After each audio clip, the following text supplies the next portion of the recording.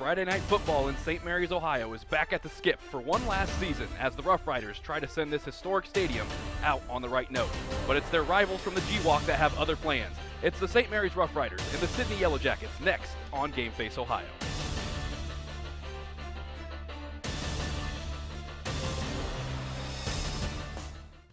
You're on the go and don't have time for cords to be tying you down. That's why TSC created the Cord Cutter Bundle.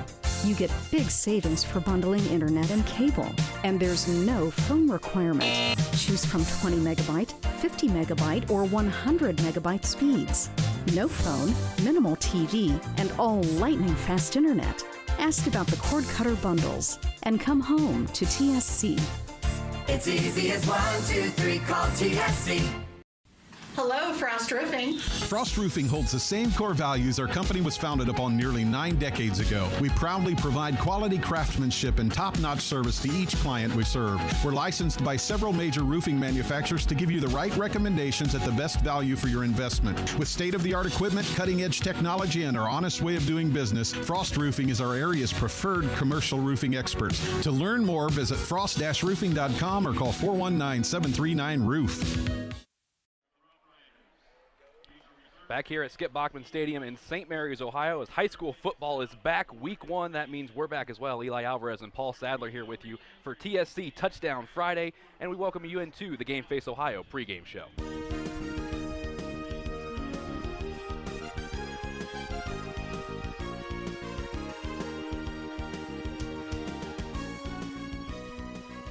Well, Paul, we're hoping for another great game between these two teams to open up week 1. The last 2 games combined between these two have been decided by a touchdown and an extra point.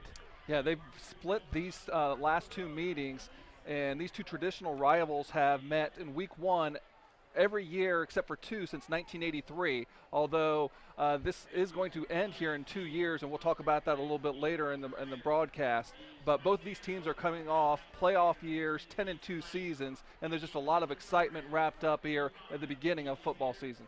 We'll take a closer look at the visitors from Sidney, the Yellow Jackets, 10-2 last year out of the G-Walk Conference, Paul.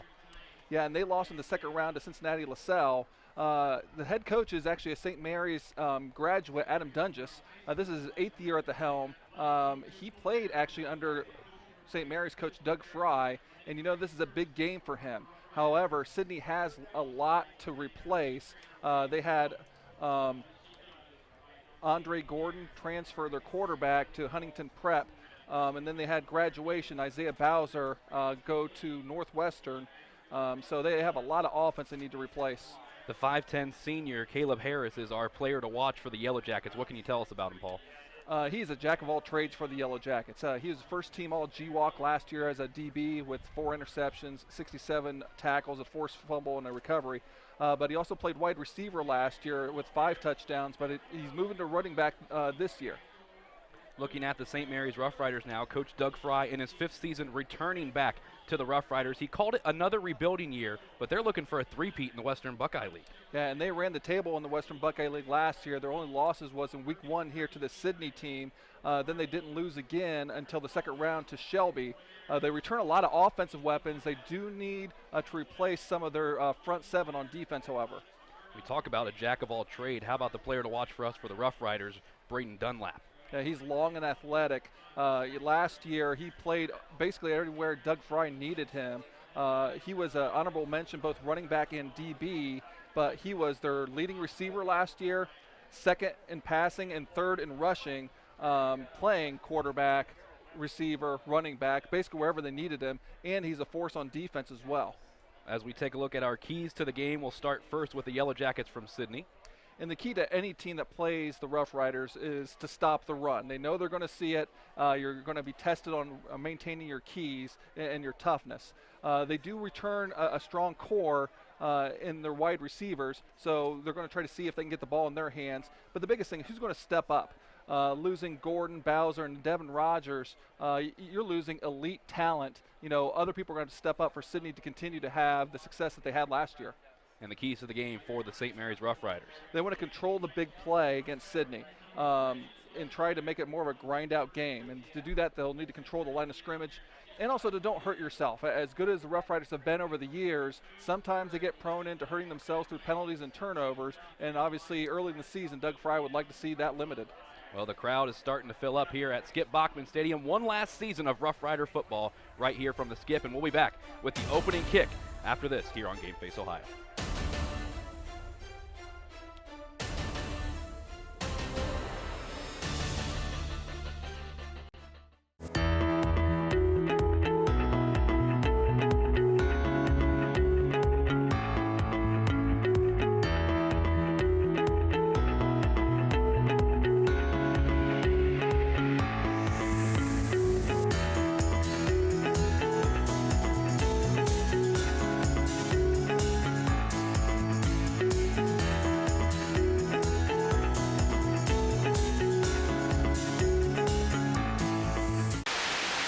Sometimes you just don't want to get out of your car.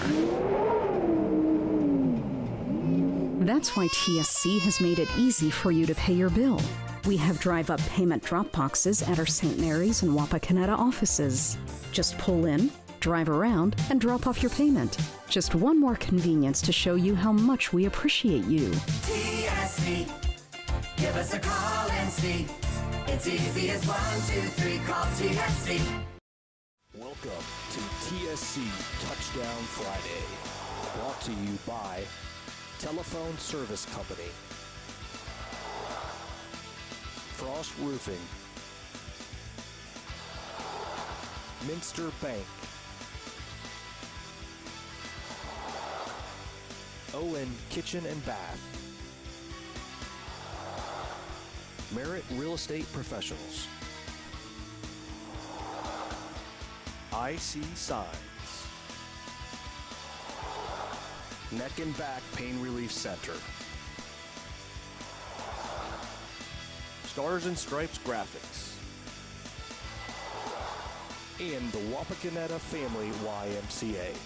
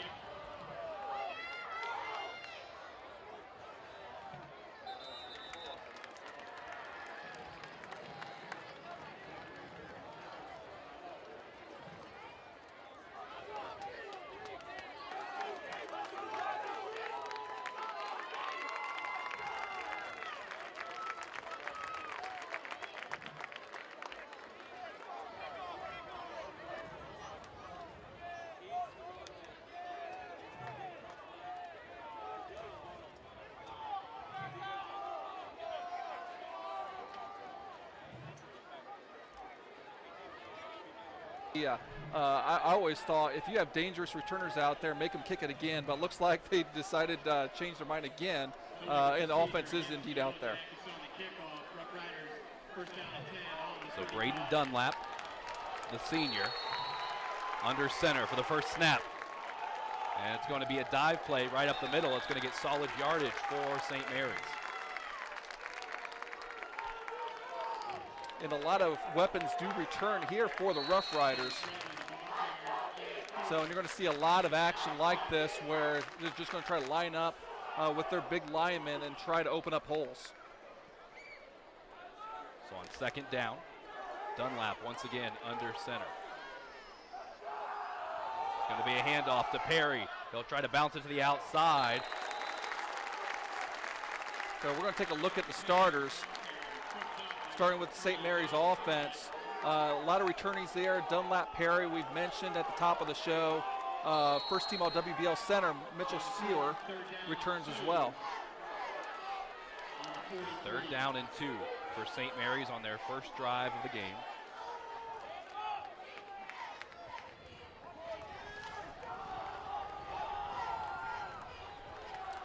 You see the big junior Blake Knorr converted now to tight end, trading to the right side, giving them a strength overload to the right. Back inside to Perry, the Rough Riders go, and is it enough for the first down? I don't Looks think like so. it's just a little bit short, but Doug Fry, a lot of times, even this early in the year, you know, has definitely got the gambler in him, and a 4th and short near midfield is definitely going for it territory, it looks like. So a big play already this early into the ball game. 4th down, it says 1, but more like inches. Yeah, a lot of times you might see a quarterback sneak in here going on a quick count. Dunlap will hand it off to Perry up the middle, and he's got enough for the first down. Been a nice mush there by the right side of the Rough Riders. So now we're going to look at the defensive starters here for the Yellow Jackets. Got some experience on here. First team all GWAC last year, Caleb Harris at safety. And then some special mentions of Ryan Cagle and Josiah Hutchins. Here's a counter play to Perry up the right side, spinning and still moving his feet down to the 40-yard line. Well, Perry's the leading rusher from the Rough Riders last year as a junior, averaging 107 yards per game and finishing with nearly 1,300 yards total. So he's been a big-time runner for them for the last few years. So after the 12-yard pickup for Sean Perry, the offense will go back to work with a fresh set of downs. Dunlap once again from under center. Hands it right up the middle. Once again, it's Sean Perry picking up a nice chunk of yardage. And just a quick trap right there. And Landon Johnson was there to make the tackle, but bounced off him, and Perry was able to get some more yards. 2nd down and 3. Same old Rough Riders offense. Perry once more with it, diving forward to the 30-yard line. Nice stick there by Christian Retterer, the senior. Gets into the legs, but that still results in a 3rd and short for the Rough Riders. And, you know, that's what they want to get. They want to get positive yards on 1st and 2nd to be able to set up that 3rd and manageable, and in this case, 3rd and very manageable with the 3rd and 1. So the 2nd, 3rd down try for the Rough Riders on this opening drive. It's going to be a QB sneak to Dunlap. Dunlap moving the pile forward. He's got the first down. So not a lot of surprises what we're seeing out of the Rough Riders so far. Everything's been on the ground. We've seen a steady diet of Perry primarily, but Doug Fry does like to kind of mix up who gets the ball in this wing T offense.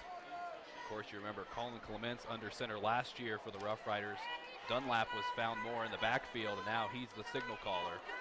As he'll hand this one off, going up the right side, Christian Triplett, and Triplett's going to be brought down after a minimal gain. And nice stop. Josh Hartlett was the first one to kind of get in there to disrupt that action. The Rough Riders, for whatever reason, tend to like to run towards their sideline, I've found over the years. So in this quarter, they're going really to the right-hand side, and they've been overloading with an unbalanced line a lot, and they're doing it again with a really heavy amount of people on the right side. Here's going to be another handoff to Sean Perry, and the Sidney defense swarming them. They're starting to catch on. There's a nice cut there by Perry. If he would have continued where the hole was meant to be, senior Seth Klinger was right there in the hole. So there's a nice cut there by Perry. Had to get some positive yards by going north and south. So the third down attempt of the drive for the Rough Riders, but this is the longest one so far. But still very manageable in 3rd and 3 as they now do the 11th play of the drive. Dunlap will hand it off up the middle. And this one's going to be close, but I think it's enough for the first down.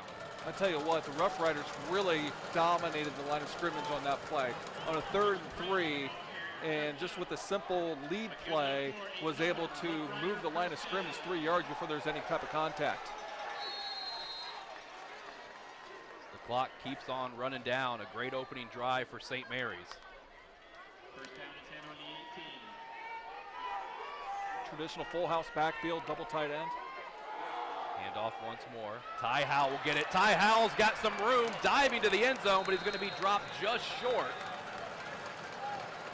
Well, Ty Howell got some playing time as a sophomore last year. Expected to take on a much bigger role this year. Only carried the ball 14 times for 78 yards last year with 1 touchdown. It was the junior Ryan Cagle with the touchdown-saving tackle. St. Mary's looking to punch it in here on their first drive of the season. Handoff right up the middle. And it looks like the D-line held for Sidney.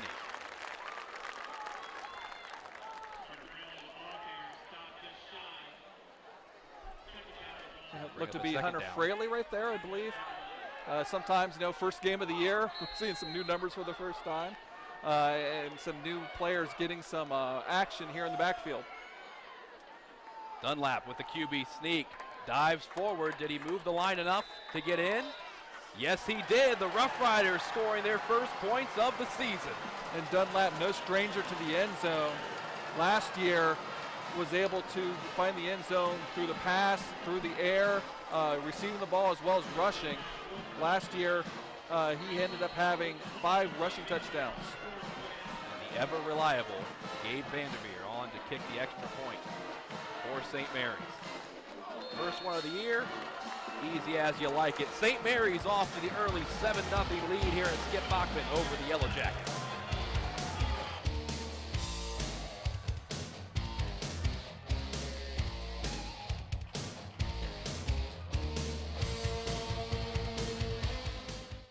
Have you heard about TSC's referral program? Refer your friends and family and you both get a credit matching the services they chose. That's right, we'll credit your invoice. There's no limit to the number of friends you can refer. So come back to your local hometown provider and bring your friends and family with you. We'll reward you both. TSC, give us a call and see. It's easy as 1, 2, 3, call TSC. Owen Kitchen and Bath Showroom has been family owned and operated since 1990. We can help you from start to finish with your entire project. Let one of our professional designers put the final touches on your project.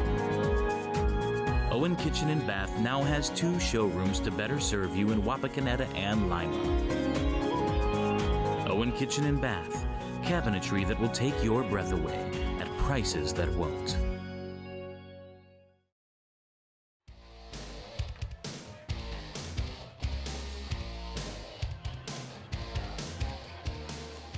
Great opening drive for the St. Mary's Roughriders. 14 plays, 65 yards, capped off by the 1-yard QB sneak by Braden Dunlap. Roughriders leading at 7-0 here early.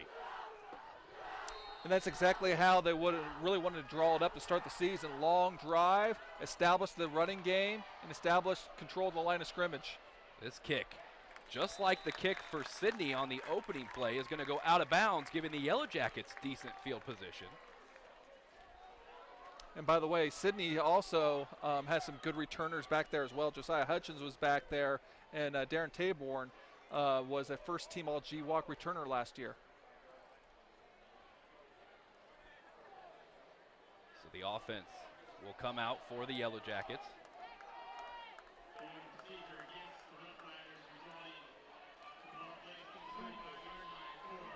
So 6:07 remaining in this opening quarter, and we'll get the taste of Sidney's offense for the first time this year. And they're going to be led out by new quarterback Ryan Dunham.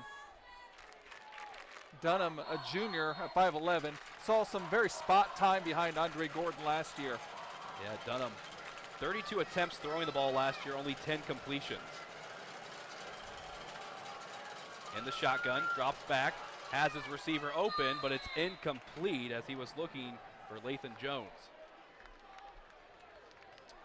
Yeah, and one of the things that he does have at his disposal is a talented receiving core. All the starters, and we saw right there Jones, but Keith Lee, Roberts, number 8, and Darren Taborn, all have a lot of experience in returning starters from last year for Sidney. Dunham in the shotgun once more.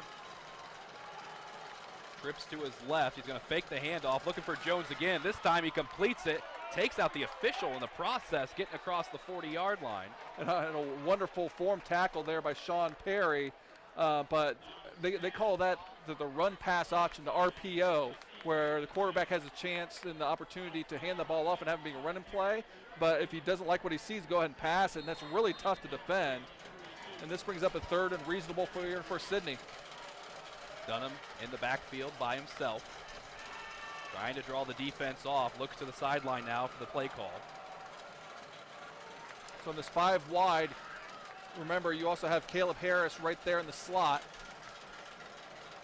It's going to be a pitch out up the near sideline, and it's enough for the first down as Josiah Hudgens with the reception. And again, that play wouldn't have been made if his teammate Lathon Jones didn't make the little block to be able to spring him for the first down yardage. So both St. Mary's and Sidney dealing with 3rd downs on their opening drives, and so far both able to conquer them. Obviously taking 2 different approaches. The Rough Riders are going to be all on the ground, and Sidney, it looks like they're going to primarily do it through the air. This is going to be a handoff right up the middle to Caleb Harris, our player to watch, and he picks up a nice chunk of yards. And Sean Perry, and we're going to say his name a lot both offensively and defensively, was unblocked in the open field to make that play, to keep it to be only about a 4 or 5 yard gain. If he doesn't make that play in space, that play could have gone for big yardage. Dunham in the shotgun. Dropping back, looking up the sideline. Jones once more, nice move to make the tackler miss, and he gets the first down up to about the 35. Yeah, and a rare missed tackle there as he was able to sidestep Ty Howe to be able to get that to be a pretty large gain for Sidney, and they got something cooking here on their first drive. And now the Yellow Jackets moving with some pace after the 12-yard gain. Dunham, empty backfield, throws it out to Jones. He catches it off the deflection, but he's going to end up losing yards. And I believe that was Trey Fisher, the defensive end, that got his hands on that. You know, that might have been best just to let that kind of drop for an incomplete pass instead of get the negative yards. But sometimes just getting your hands up can disrupt the flow, and in this case, be able to knock up the pass, I guess, and took away a little bit of momentum here from Sidney. So the 5'11 junior, Ryan Dunham, looking to keep the momentum going as he throws it to Jones right in his chest, but he can't make the catch. Really nice pass there, and Jones is going to be kind of kicking himself for that because that would have been a really nice gain, and by not coming through on that, that's going to bring up a 3rd and 12. However, being inside the Rough Riders 40, there's a decent chance they might be looking at this as 4-down territory anyway. Well, it didn't take long to figure out who Dunham's favorite receiver is. We'll see if he goes back to him here on 3rd down and 12. Rough Riders kind of running a guy in there late. That's going to be offsides by Lucas Walter. And that's going to give Sidney a big 5 yards. Now, obviously, it's still going to be 3rd and 7, but 3rd and 7, thinking of 4-down territory, is a lot different than 3rd and 12. So we'll see how the play call changes, if at all, here on this 3rd down and now 7.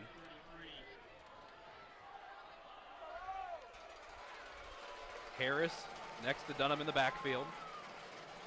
Dunham will drop back, looking deep down the field, over the middle, and incomplete. The Sidney faithful wanted a flag on the play. Well, I'll tell you what, there had to be some breakdown and execution on that time for Sidney, because they had 2 guys running post routes, which were just going to run into each other. Both Tabor and Hutchins looked to be running towards the post, and you just don't draw it up that way. So 4th down, and it looks like, at least at the moment, the Yellow Jackets are going to keep their offense out there. Yeah, kind of a no-brainer. You know, the risk-reward of punting the ball right here is really low. So, you know, go ahead and go for it and trust your offense here. Dunham, empty backfield. Trips to his left, but he's looking to his right. Now throws down the middle, almost intercepted, but falls incomplete. Brayton Dunlap with a nice play there for the Rough Riders. Yeah, and actually better that he didn't intercept it, because it's going to be turnover on downs at the line of scrimmage. But that time, Dunham was looking for Taborn and was unable to come through after stepping up in the pocket. So the Rough Rider defense, after giving up some yardage, able to kind of settle in and get the stop. So now St. Mary's looking to take advantage of the 4th down stop. Dunlap makes a play on defense, hands it off to Sean Perry up the middle, and Perry doesn't go down easy as he was stopped, it looked like, for minimal yardage, but kept moving his legs. Well, we're going to have the Rough Riders, I believe, 6 times this year here in the regular season, and, you know, Sean Perry's going to be a fun kid to watch during this because, as you mentioned, his just legs don't quit, and he can hurt you in a variety of different ways, running between the tackles, using his speed to the outside. There he goes again, getting close to the sticks, but just short. And once again, Christian Redder is one of their better linebackers, was right there and hit him around the 40. And Perry, not the biggest kid in the world, at 5'11", 185, was able to kind of get his pads forward for an extra about 2 yards to make this a 3rd and 1 instead of a 3rd and 3. And Redderer for the Yellow Jackets wasn't originally scheduled to start this game. Coach Dunn just had number 22 and Christian Townsend down. Made the change about midway through this week. Hand off to Perry once more. Got the 1st down and plenty more, spinning all the way down to the 45-yard line. Once again, breaking out that B-button spin is Perry, showing you the wide repertoire as he is definitely getting the feature look here in this first quarter for the Rough Riders. So a 12-yard gain for Sean Perry, and the clock ticking closer to that 2-minute mark here in the first quarter. Dunlap with the counter, fumble, bodies on the ground looking for it, but I think the Rough Riders came back up with it. Yeah, Howell wasn't able to keep it there in his gut and keep it possessed, and was very fortunate to be able to collect it back. So tragedy averted there for a little bit for the Rough Riders, as their first true negative play at least doesn't result in a turnover. Now Carter Balwick will be out at wide receiver, but he'll hand it off to Sean Perry. Over to his sideline, spinning again, and he's going to be stopped short of short of the original line of scrimmage. Yeah, really nice job there by Ryan Cagle. Was able to shed that block of the pulling guard and to be able to make the play on Perry and then hold on as the rest of the Sidney defense finished up with a gang tackle.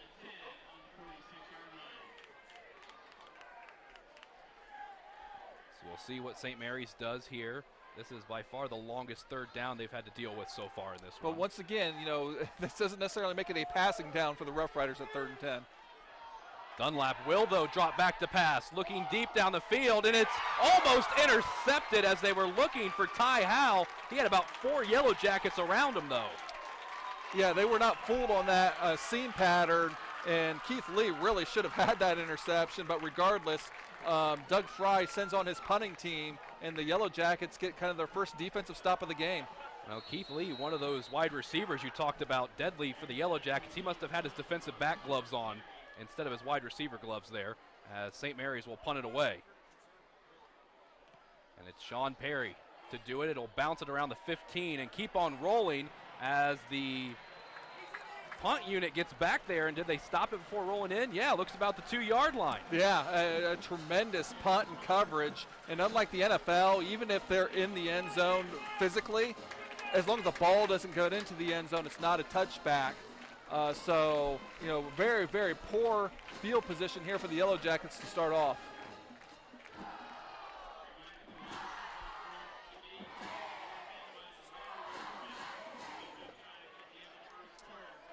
Here's the starters here for Sidney. As we mentioned, all the wide receivers have a lot of experience, and Caleb Harris, our player to watch, listed as a wide receiver, also will play in the backfield where he is right now.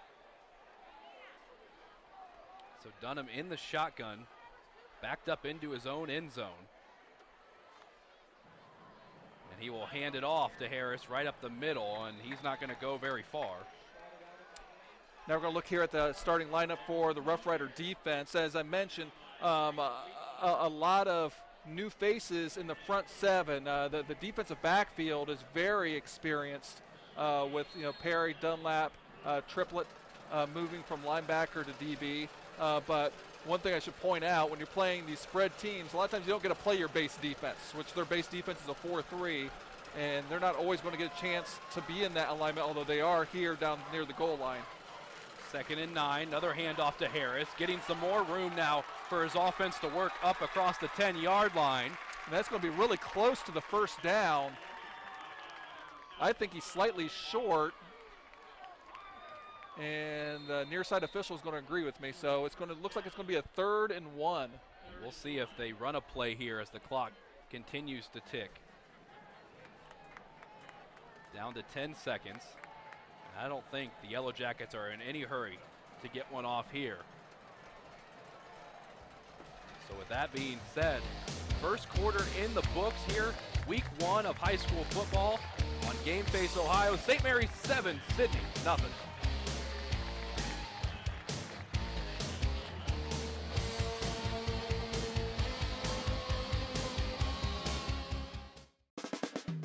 Stars and Stripes Graphics is your local screen printer located just east of the St. Mary's Memorial High School.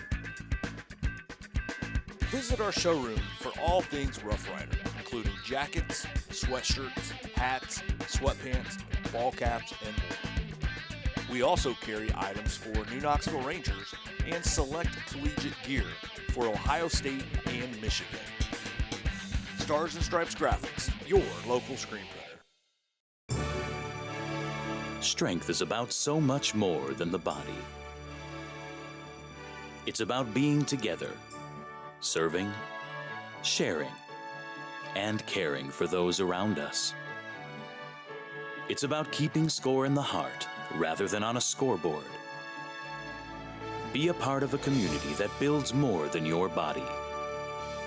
At the Wapakoneta Family YMCA.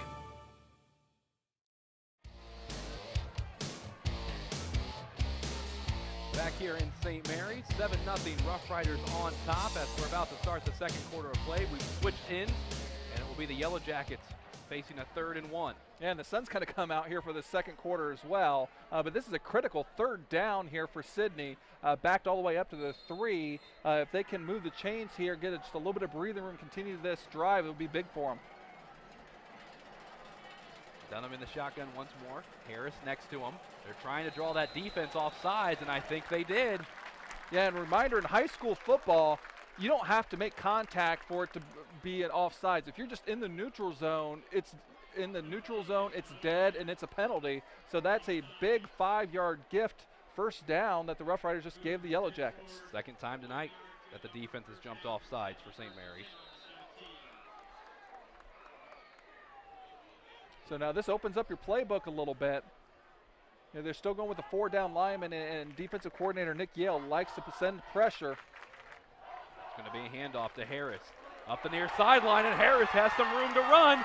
He's trying to outrace Ty Howe up to the 25-20. Howe finally gets in there and brings him out just across the 15.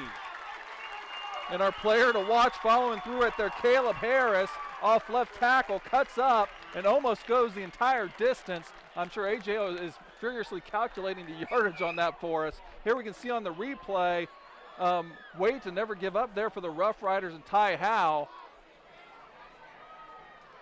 And what you'd really like to see Jones there, a 73-yard run. You'd like to see Jones just kind of try to be a little bit more physical and trying to get into Howe there so that Harris can make his cut.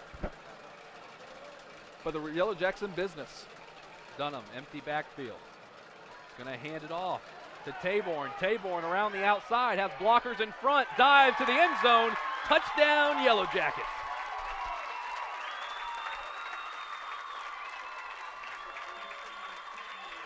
And a variation of the jet sweep. We can see on the replay, Taborn getting to the outside. Nice block by Braden Dean. Even though he's number 7, he's listed as an offensive lineman, to be able to spring him for that touchdown. And they're an extra point away from tying this game up. It'll be the junior Hallie Truesdale to kick the extra point for Sidney. She was 51 of 55 on these last year. 54 points in total for the Yellow Jackets, 1 field goal, and she gets that one right through the uprights. So we're tied here at St. Mary's, 7-all in this Week 1 matchup here on Game Face Ohio.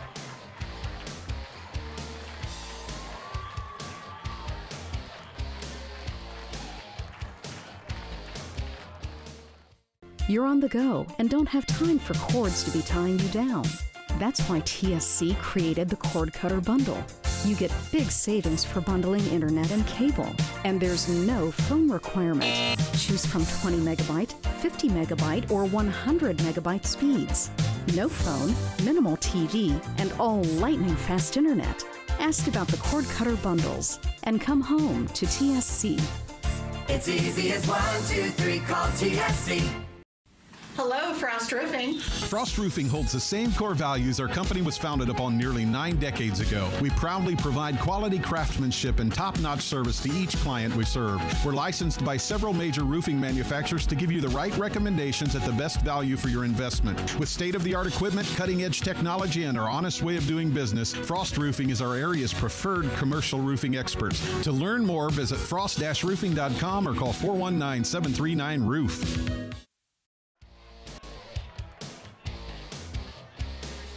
Tied up at 7 apiece thanks to a 4-play 97-yard drive capped off by the 10-yard run from Taborn, and we got to see a little bit of what Sidney can do on offense there, Paul. Yeah, and they did it all on the ground, which is unusual from their approach early, but they were kind of forced to because of the poor field position.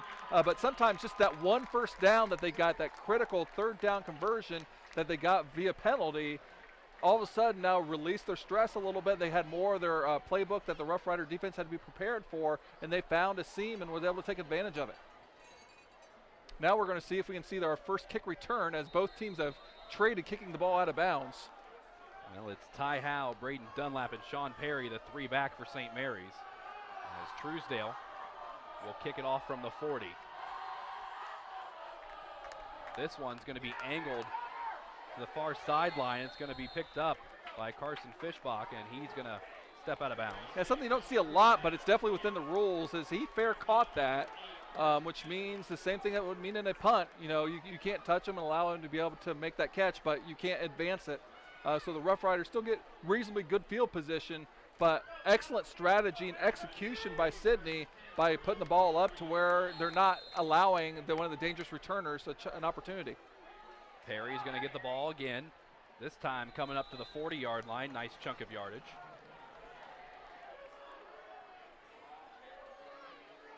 We'll see if St. Mary's can answer what Sidney just did. And the Rough Riders, I'm really impressed with, how they are handling the line of scrimmage.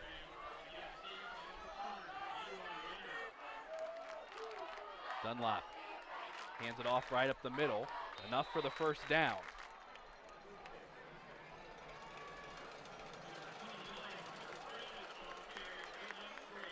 So rotating some new guys in on the line. Logan Allen now playing at left guard. And it looks like Logan Nouse, a sophomore, playing at left tackle.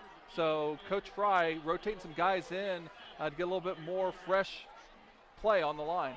It'll be Hunter Fraley this time that gets it up the middle. And Paul, you and I have talked about before the game, there's always that one player that seems every year that emerges out of the backfield for St. Mary's that you didn't see coming.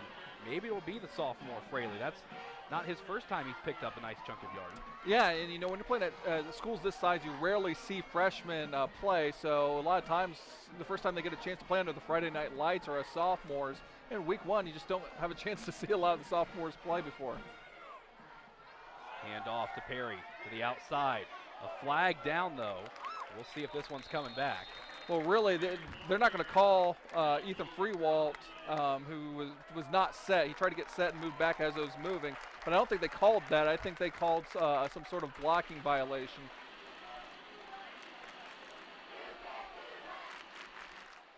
We'll move the Rough Riders back. So one of the keys we had for the Rough Riders is don't hurt yourself.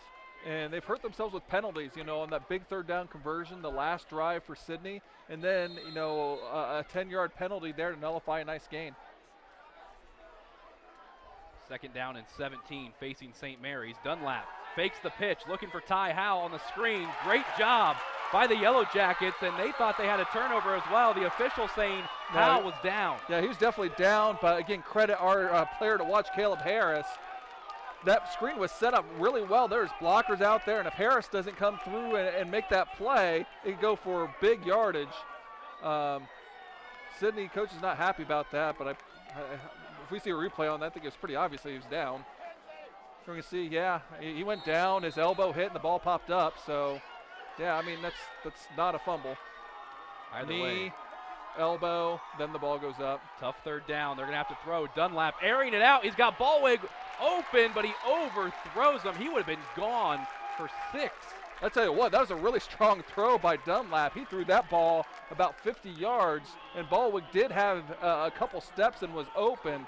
So, you know, that's something that you have to be concerned with a little bit defensively, that you let a guy run that open, and the Roughriders looking at it kind of a missed opportunity. So second drive in a row is going to end in a punt here for the Roughriders.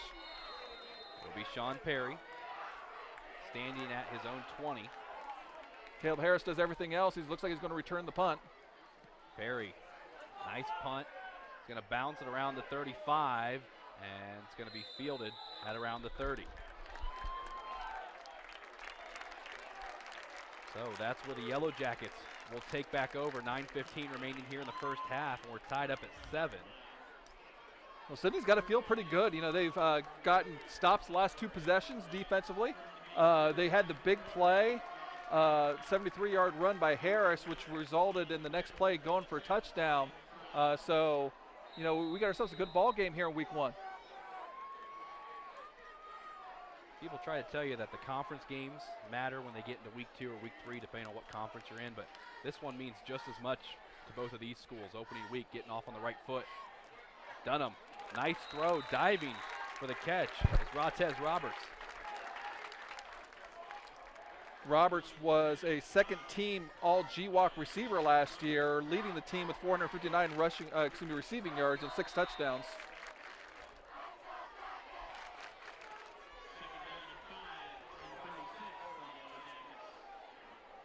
So Dunham in the shotgun. Roughriders back down to 3 down linemen now. Takes the snap. It's going to be a handoff to Caleb Harris, but St. Mary's D-line ready for him. Keegan Sawmiller in there with a hit. And then also looks like Tanner Howe, who I mentioned freshman before. It looks like he was in there. We can see Howe right there. Telestrator's not working. You know, you don't see too many freshmen out there, but number 35, Tanner Howe, a 5'8", 155-pound freshman, playing here in week 1.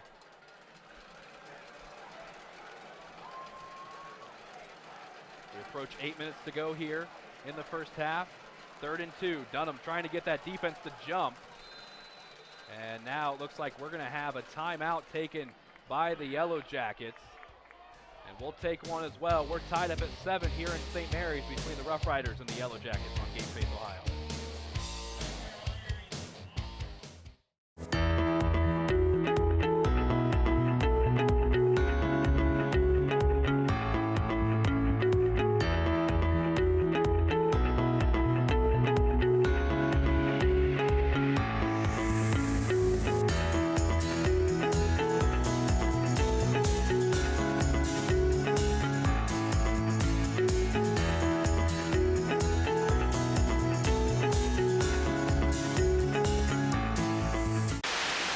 Sometimes you just don't want to get out of your car.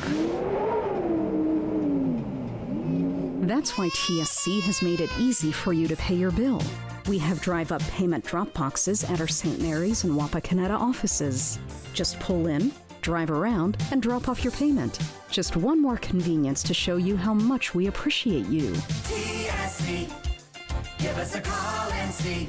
It's easy as 1, 2, 3, call TSC. 8 minutes left here in the first half. Sidney taking a timeout to talk about this 3rd and 2. Let's see what they come up with. Dunham with Harris behind him in the shotgun. He is going to hand it off to Harris. Bounces it to the outside, and that last lunge got him the first down. That was a little bit of a slow developing run play, which we haven't seen from them. They're in more of the pistol look with Harris kind of behind Dunham in almost a new age I formation. But the Rough Riders, kind of have to honor the pass with the 4 wide receivers. Weren't able to collapse as quickly, and a first down here for Sidney. Dunham's going to send a man in motion, and he'll pitch it out. Coming up to the far sideline. Room to run before being brought down. A nice pickup. And it was Brown with the run. So going to the outside this time, and Sidney resorting a little bit more to the rush than what they started to do in their first 2 possessions. So as you kind of feel each other out a little bit, they're finding that a little bit more success on the ground versus through the air. So 2nd down and 6. Sidney now over the century mark with 106 yards on the ground so far. Dunham's going to throw it out into the flats. It's caught by Roberts. Roberts, room to run. Sean Perry's going to come and make a nice tackle down the sideline. A nice play, and Quamir Brown, a freshman receiver with a key block, be able to set that up on the little quick screen. And really, those are passes, but in essence, they're really long handoffs because they're very safe. You get the ball, you pass the ball out there, and if you got numbers, you got a big-time advantage. So after the 15-yard pitch and catch, fresh set of downs for the Yellow Jackets. Rough Riders showing blitz. Going in motions, Taborn. Dunham dropping back, looks back out to Roberts. Roberts securing the ball as he falls to the ground. That's about the 4th curl route or hitch route, if you will, that Sidney has been able to connect on, or at least look for. And sometimes you have to almost look at, you got to give up something, and you want them to have to be able to connect underneath if necessary, because you don't want to give up the big play. But sometimes that helps setting up for later, whether it's a hitch and go, chair route, or just a little shake and then a seam route or a go route that you have to be prepared for. So 2nd down and 5. Here's that little pistol formation. This time Redderer in the backfield. We're going to fake the handoff to him, and the ball comes free, diving for it on the ground. It looks like St. Mary's has come up with it. Braden Wheatholder is able to jump on it. So in the same area where we saw the Rough Riders put the ball on the ground, but they were able to recover. This time, kind of playing loose with the ball out from his body. Dunham, as we'll see on the replay, totally unforced on the play action pass, just has the ball outside, and then when trying to make a move, it just fell out of his hand. So a promising drive derailed with the turnover. Right place, right time for Wheatholder. Dunlap under center. Handed off up the middle. Sean Perry is going to get a first down. Sean Perry has been all over this Sidney defense tonight. And that's going to be enough for a first down. So a 10-yard run on first down. And if you're able to run the trap for that much yardage, that's a really good sign. Sean Perry, 13 carries, 69 yards so far in this one. Perry with it again, spinning around. There's those legs again. He can't be brought down easily as he crosses the 45. If you can't stop it, keep running is the idea. Just same play, just run it to the other side. Just a simple trap play, the base play of the wing T offense.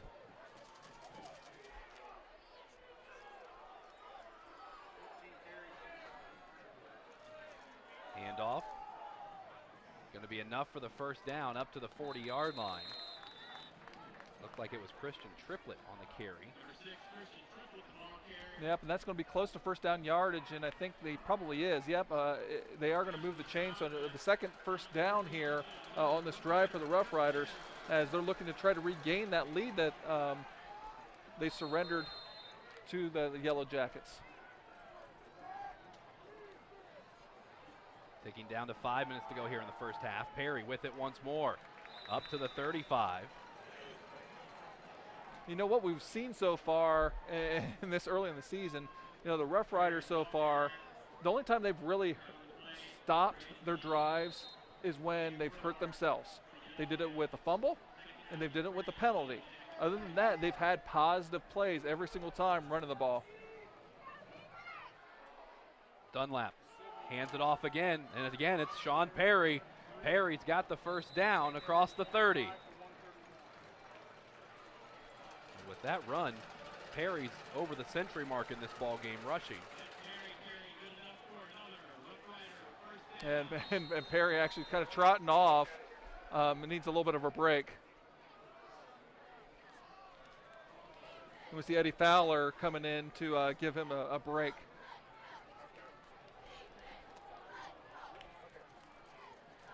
As the sun shining brighter than it was at kickoff. It was. I tell you what, the temperature-wise, this is as comfortable as we could get for week one. Handoff up the middle. It's going to be Eddie Fowler. And Fowler with a nice pickup for the Roughriders.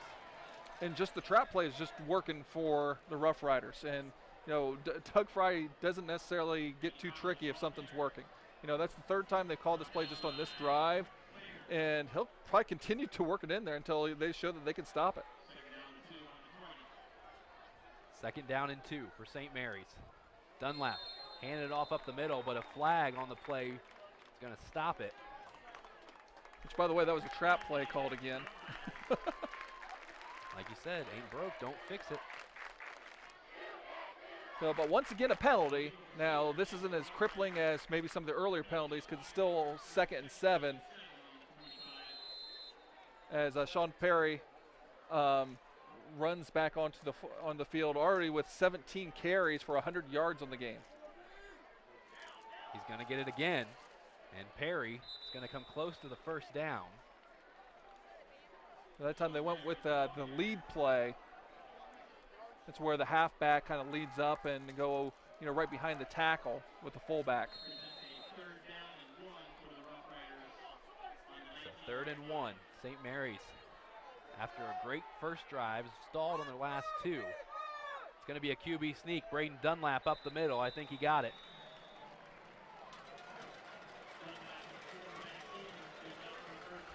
So anyway, we were kind of mentioned before, just, you know, the feel of the temperature is more like a mid-season game, you know, that in late September than it is here the last week of August, where a lot of times it's really, really hot. You know, super comfortable for a week 1 game. Fans loving it, players loving it as well. Sean Perry, you know he's loving it, getting the ball again. Well, I can tell you the big linemen love it.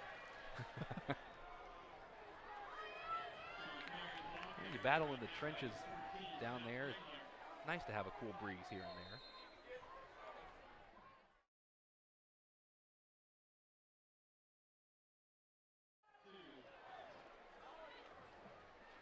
Dunlap is going to hand it off to Sean Perry.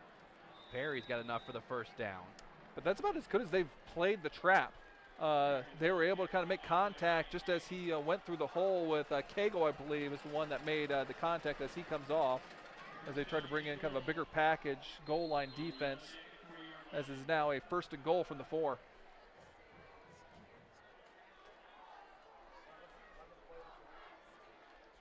Play number 11 of this drive. It's Eddie Fowler. It's going to get it up the middle, and Fowler's going to walk it in for the touchdown. St. Mary's taking the lead once more. And Eddie Fowler played some spot time, cleanup time last year at running back, is now listed as a starter on defense, but he's going to get worked in offensively too. And his first, might be his first varsity touchdown, puts the Roughriders back up top with 2:11 to go here in the 1st half. Gabe Vanderveer back on for the Roughriders. Extra point on its way. And he splits the upright. 14-7, St. Mary's on top. 2:11 remaining in the 1st half from Skip Boxing Stadium.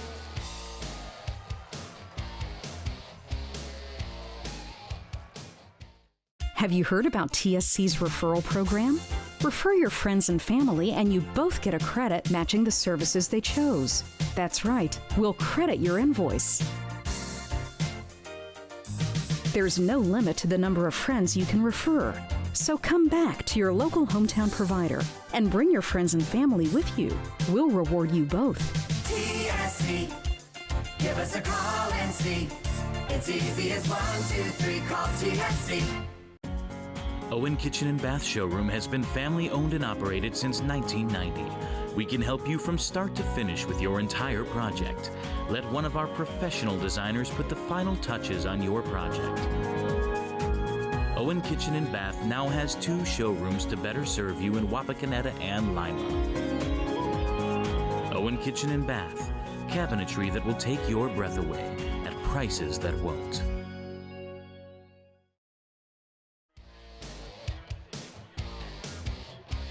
remaining in the first half. St. Mary's back on top thanks to 11-play, 63-yard drive, capped off by a 4-yard TD run. Eddie Fowler making it 14-7. And Gabe Vanderveer will give it back to the Sidney Yellow Jackets, who have not looked too bad on offense so far in this one, Paul. No, and this is going to be the fourth kickoff, by the way. We have yet to see an actual return. Vanderveer straight down the middle. This one's going to be fielded around the 5-yard line by, looks like Roberts. He'll bring it up the far sideline. Actually, excuse me, that's Josiah Hudgens. And Hudgens with a nice return down to about the 30. So our first real action there on kickoff is kind of nice to see. But as mentioned, you know, Sidney starting to look a little bit better there on offense, but still only 7 points to show for it. But with 2:05 left, big picture-wise, you need to look at it. The worst thing that can happen for them should be the mentality. Should be it's 14-7 going into halftime. Cannot afford to be able to turn the ball over here. But you want to see if you can maybe break a play, and if you do, then you can get a little bit more aggressive. But you get the ball to start the second half. You know, the thing that you don't want to do is do something silly and go down halftime down 2 scores. Speaking of breaking plays, it was that man, Caleb Harris, that broke a big one to set up the first score of the game for Sidney. Dunham with Harris next to him in the shotgun.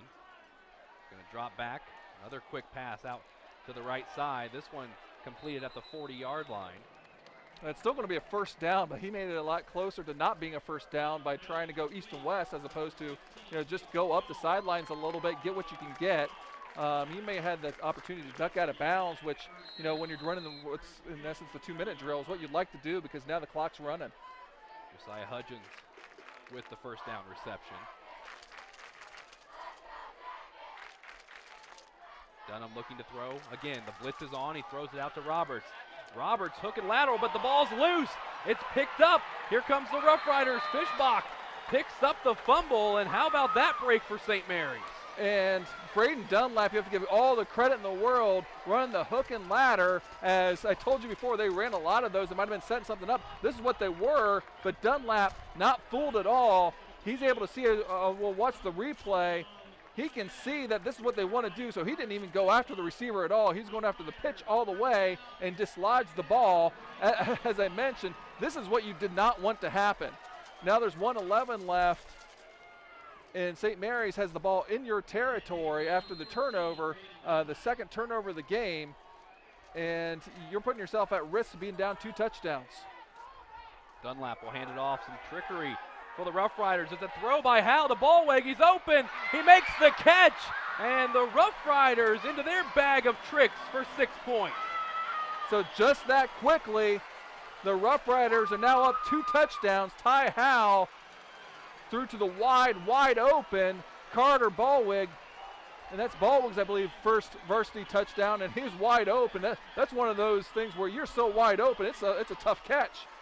He had to kind of turn around and adjust to the football. But excellent play call, and the Roughriders take advantage of the turnover. And Gabe Vanderveer on to kick again. This one good as usual. St. Mary's 21, Sidney 7. 1:03 left here in the first half.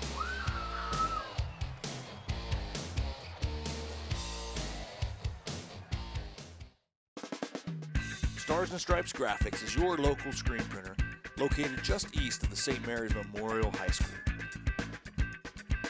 Visit our showroom for all things Rough Rider, including jackets, sweatshirts, hats, sweatpants, ball caps, and more. We also carry items for New Knoxville Rangers and select collegiate gear for Ohio State and Michigan. Stars and Stripes Graphics, your local screen printer. Strength is about so much more than the body. It's about being together, serving, sharing, and caring for those around us.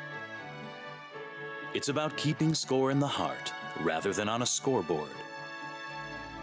Be a part of a community that builds more than your body. At the Wapakoneta Family YMCA.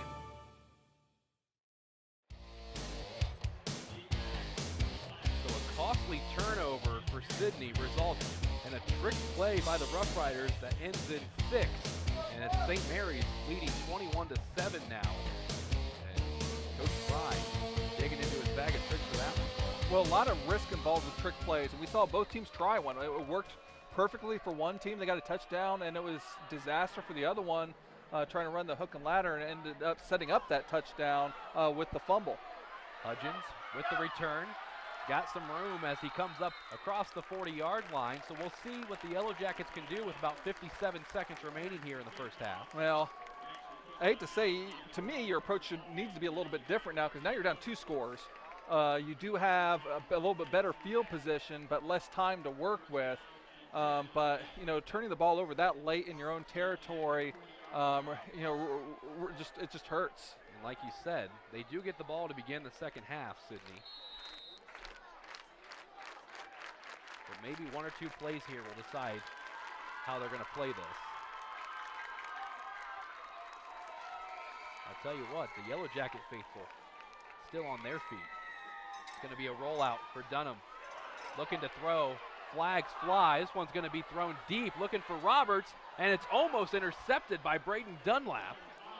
Yeah, there's double coverage there. Fishbach and Dunlap were both there, but kind of throwing it up for help, but it was all for naught anyway because there's a holding call.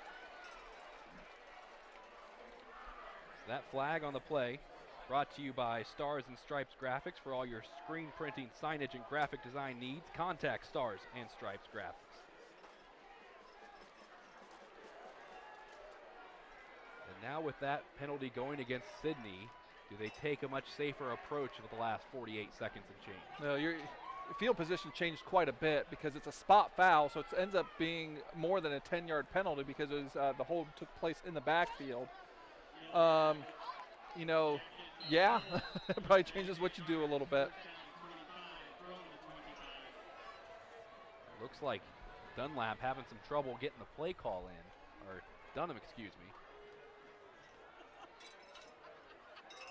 In the backfield by himself, Roughriders sending the blitz.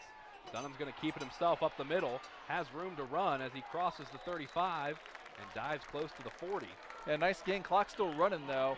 First time we've seen Dunham as a runner, and he's able to get basically all that penalty yardage back. But even with 2 timeouts, Sidney letting the clock continue to run. Dunham looking to throw. It's a screen out to Roberts.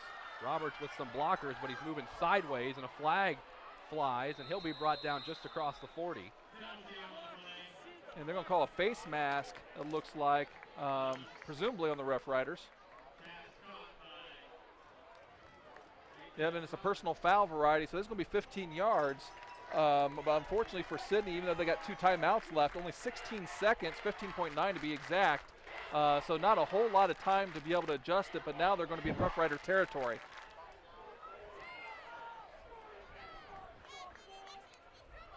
So it was a turnover on their last possession that set up St. Mary's in great field position for a score. And now the Yellow Jackets want to talk this over as they call a timeout. Just under 16 seconds remaining here in the first half. St. Mary's up 21-7, Paul. Okay, and I want to take this time to kind of mention the passing of big-time St. Mary's Rough Rider supporter Benny Schultze. You know, Benny, anyone that's come to Rough Rider games over the last, 20, 30 years has probably seen Benny at, whether it's a football game, basketball game, anywhere where Rough Rider athletics were being played.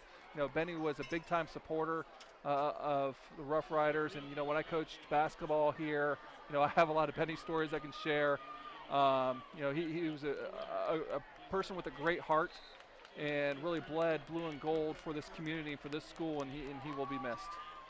A nice moment of silence before the game for him. He's out of the timeout. Sidney crowd getting rowdy with 16 seconds to go. Dunham rolling out to his right. Now he's looking to keep it. Now will throw deep down the field. He's got a man wide open, and it falls incomplete. Lathan Jones, the junior, the intended receiver. And I tell you what, that was a great ball. And why that would have been a difficult catch, that is exactly where Dunham needed to put that ball to make it catchable and away from the defense. and it had to be over the outside shoulder. And I mentioned, Jones, that was going to be a really difficult catch, but I was impressed by that throw by Dunham. Now with 9 seconds remaining, let's see if they try and air it out again. Well, they still have a timeout left, so they can still use the middle of the field. They just can't be dilly-dally about it. Dunham in trouble. Breaks away from one tackle, now another, but now he's going to be gang tackled just behind midfield. And the timeout's going to be called right before the clock ticks triple zeros. Yeah, they were finally granted there just before it got to there, so they're still going to have time to be able to make one more toss to the end zone. It doesn't look like he's got the arm to do it. It's kind of difficult to be able to practice something like that because you usually don't have scoreboards and clocks. But really, when there's under 10 seconds like that and you have a timeout, you need a somewhat quick play. It can be a slant, it can be a seam, it can still be a deep pass, and you can work all parts of the field, but it needs to be 3, 4-step, 3, 5-step drop, get the ball out, either incomplete, get your yardage, and if you catch the ball and you don't have a path to the end zone, you basically need to get down or get out of bounds. Well, with a 2-score lead for St. Mary's, they're just going to put as many guys back there as possible to guard the goal line. And this will be, barring penalty, the last play of the half. But, sometimes that can happen. One of the highest percentage things you could get here is potential penalty, whether it's a roughing penalty or some sort of pass interference.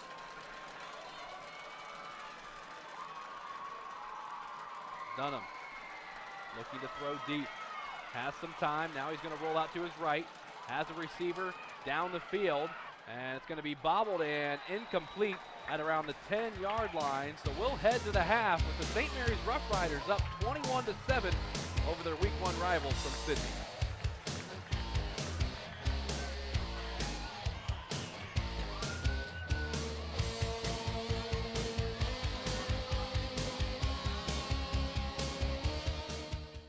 You're on the go and don't have time for cords to be tying you down. That's why TSC created the Cord Cutter Bundle. You get big savings for bundling internet and cable, and there's no phone requirement. Choose from 20 megabyte, 50 megabyte, or 100 megabyte speeds. No phone, minimal TV, and all lightning fast internet. Ask about the Cord Cutter Bundles and come home to TSC. It's easy as 1, 2, 3, call TSC. Hello, Frost Roofing. Frost Roofing holds the same core values our company was founded upon nearly 9 decades ago. We proudly provide quality craftsmanship and top-notch service to each client we serve. We're licensed by several major roofing manufacturers to give you the right recommendations at the best value for your investment. With state-of-the-art equipment, cutting-edge technology, and our honest way of doing business, Frost Roofing is our area's preferred commercial roofing experts. To learn more, visit frost-roofing.com or call 419-739-ROOF.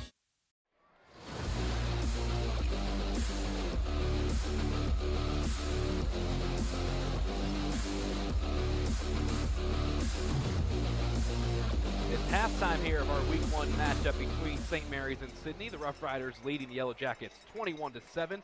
Let's look how we got there with our scoring summary. Started off a nice run by Ty Howell, set up the first score of the game for the St. Mary's Roughriders. With 5:53 remaining in the first quarter, 1-yard QB keeper for Braden Dunlap. Then it was Sydney punching it in from 10 yards out. Darren Taborn tying it up at 7-7 on a 4-play, 97-yard drive. St. Mary's answering back with a 4-yard run from Eddie Fowler, and then some trickery for Doug Fry's group. 33 yards, Ty Howell to Carter Ballweg, and that's how the Roughriders lead it, 21-7 here in Week 1. And highly anticipated welcoming back our favorite segment here on Game Face Ohio. School is back in session.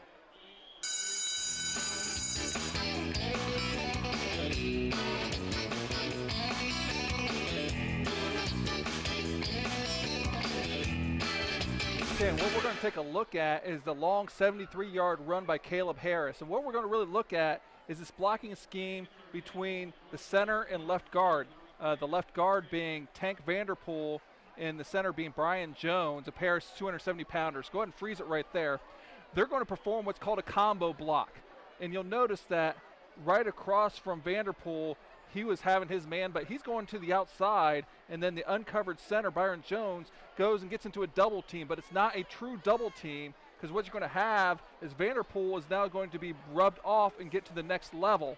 As we go ahead and run this, you can see that gives them an extra blocker on the play side and able to get into contact and then go and freeze it right there. But once again, you're still not usually going to get the longest plays without some blocks from the outside. In this case, the receivers, Roberts and Taborn, are able to seal and create a seam for number 11, Harris, to be able to go ahead and run it, to be able to go ahead and finish and explode and then set up their score on the very next drive. So an impressive run, our Sadler Schoolhouse play. And now let's take a look at the stats. Well, the stats are fairly close and fairly even, with the exception of the turnovers, especially that one late turnover translated directly into 7 points to give the Roughriders that 14-point lead. But Yellow Jackets, really on the back of that 73-yard run, is over the century mark in rushing yards. St. Mary's, as you would guess, with 170 yards. The only passing yards that they have is on that the little trick play. And then time possessions, Roughriders being ground-based, kind of dominating that as well. Individual stats, Harris has 7 carries for 95 yards for Sidney, leading the way. Roberts has 5 catches for 33 yards. Jones 4 catches for 24. The Roughriders on the ground, Sean Perry leading the way with 20 carries, 118 yards. The next closest person only has 3 carries for the Roughriders. So Perry really, doing the bulk of the offense there for the Roughriders.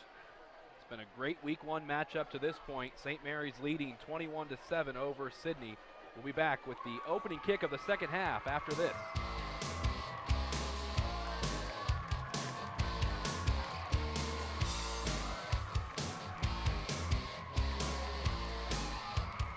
There we go.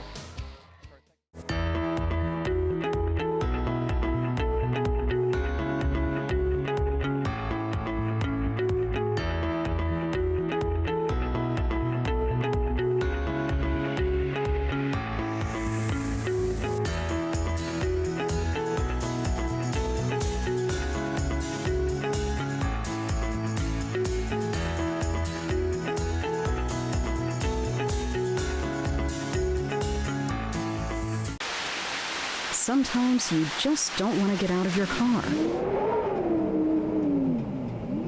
That's why TSC has made it easy for you to pay your bill. We have drive-up payment drop boxes at our St. Mary's and Wapakoneta offices. Just pull in, drive around, and drop off your payment. Just one more convenience to show you how much we appreciate you. TSC, give us a call and see. It's easy as 1, 2, 3, call TSC.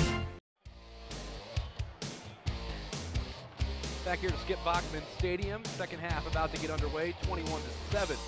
St. Mary's on top of Sidney in this week 1 matchup. Eli Alvarez and Paul Sadler here with you for this one. We'll be back here next week as OG comes to town. That'll be a good one. They're in a tough fight with Eastwood in their week 1 matchup. And that was a good one for them last year too. And but for right now, obviously their focus is on tonight's game. And, the Roughriders with, a big score there towards the end of the first half to get a 21-7 lead. Sidney has shown, some good sparks on offense, but 2 turnovers have really been their downfall. Darren Taborn, Josiah Hudgens back for the Yellow Jackets as Vanderveer sends it deep, fielded around the 10-yard line by Hudgens. Hudgens bringing it up the far sideline, and he's going to be dropped just across the 20.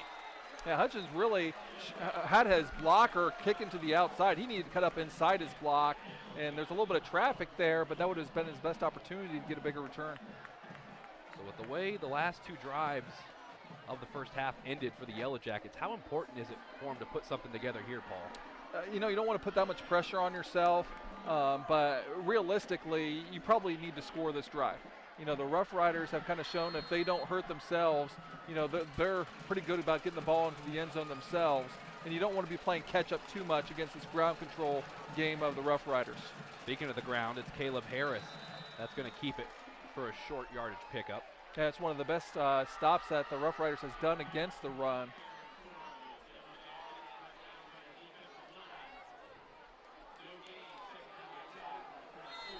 St. Mary's defense, besides the first drive that Sidney had, has looked stout to this point. They are in the 4-down lineman look this time, and then they're usually bringing a blitz. Dunham's going to hand it off to Harris once more, and again, it's going to be the same result. Not much doing for him. So we saw earlier in the first half, Sidney being able to line up and be able to get some yardage on, but now there's a flag there after the play. We'll see what happened there. And it looks like it might be on the Roughriders. But as I was mentioning, the Roughriders were really showing that they were being really stout those first two plays, as there's 2 rushes for nothing. But if there's going to be some sort of unsportsmanlike conduct or taunting or whatever they happen to call here, that's going to be for naught, as that would move the chains for Sidney. Well, definitely came way after the play was over. So the Yellow Jackets catching a break. They were facing a 3rd and long. Yeah, it's going to be unsportsmanlike conduct, and that hurts. The Roughriders already gave up a key first down on that touchdown drive for Sidney, where they went off sides and gave them the first down. This one would have been a 3rd and 10, which would be a tough pickup. But now they get the ball moved up 15 yards and an automatic first down. Uncharacteristic mistake by Coach Fry's defense. Set up first down from the 37-yard line for the Yellow Jackets. Dunham drops back to throw. He's got his receiver open down the far sideline, and it's caught enough for the first down, and it's Roberts.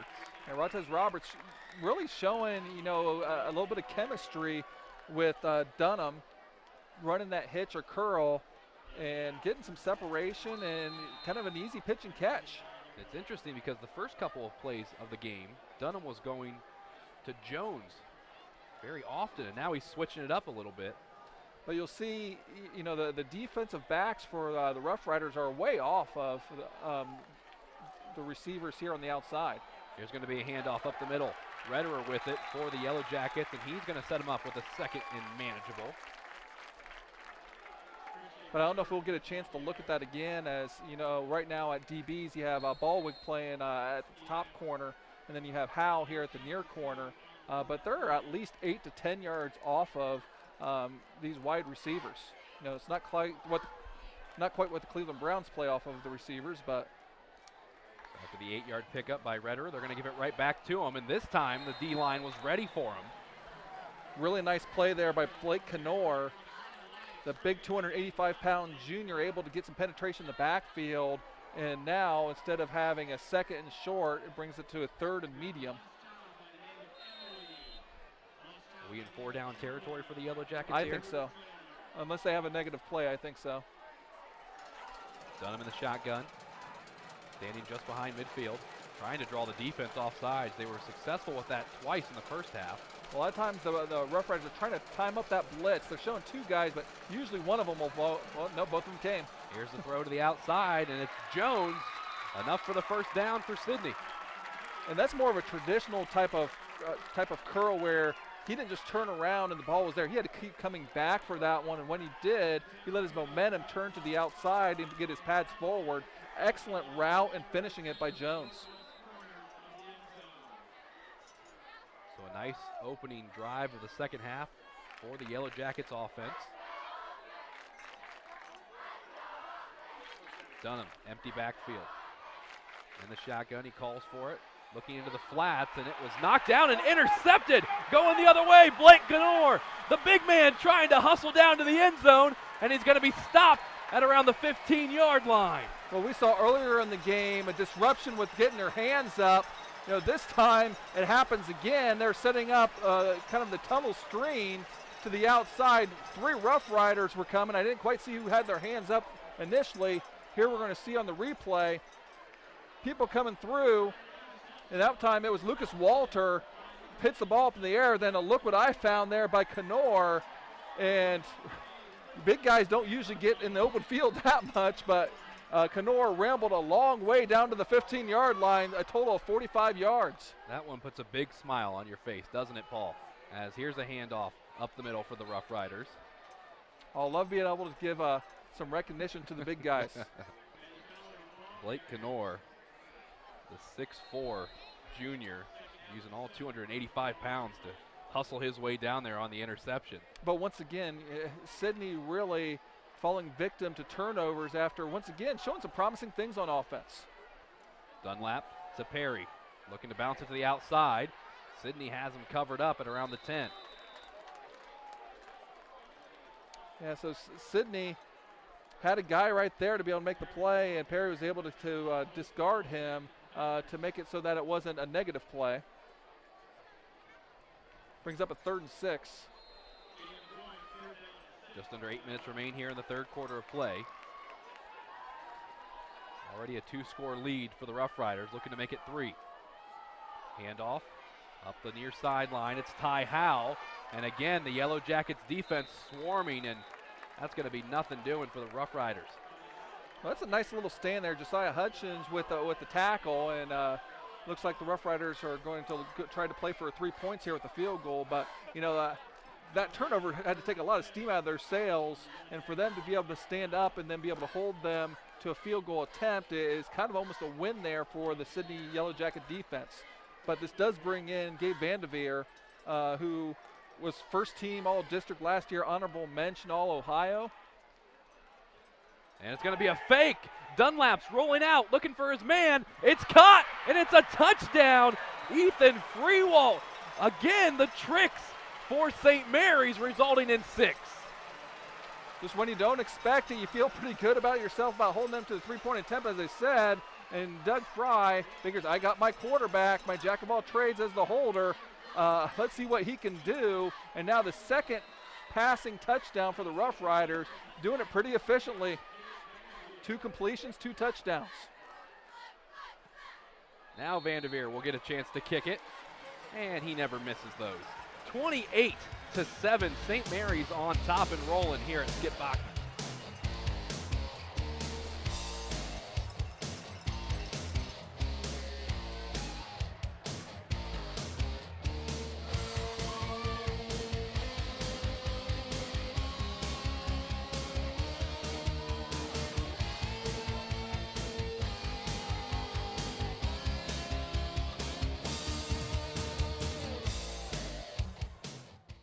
Have you heard about TSC's referral program? Refer your friends and family and you both get a credit matching the services they chose. That's right, we'll credit your invoice. There's no limit to the number of friends you can refer. So come back to your local hometown provider and bring your friends and family with you. We'll reward you both. TSC, give us a call and see. It's easy as 1, 2, 3, call TSC. Owen Kitchen and Bath Showroom has been family owned and operated since 1990. We can help you from start to finish with your entire project. Let one of our professional designers put the final touches on your project. Owen Kitchen and Bath now has 2 showrooms to better serve you in Wapakoneta and Lima. Owen Kitchen and Bath, cabinetry that will take your breath away at prices that won't.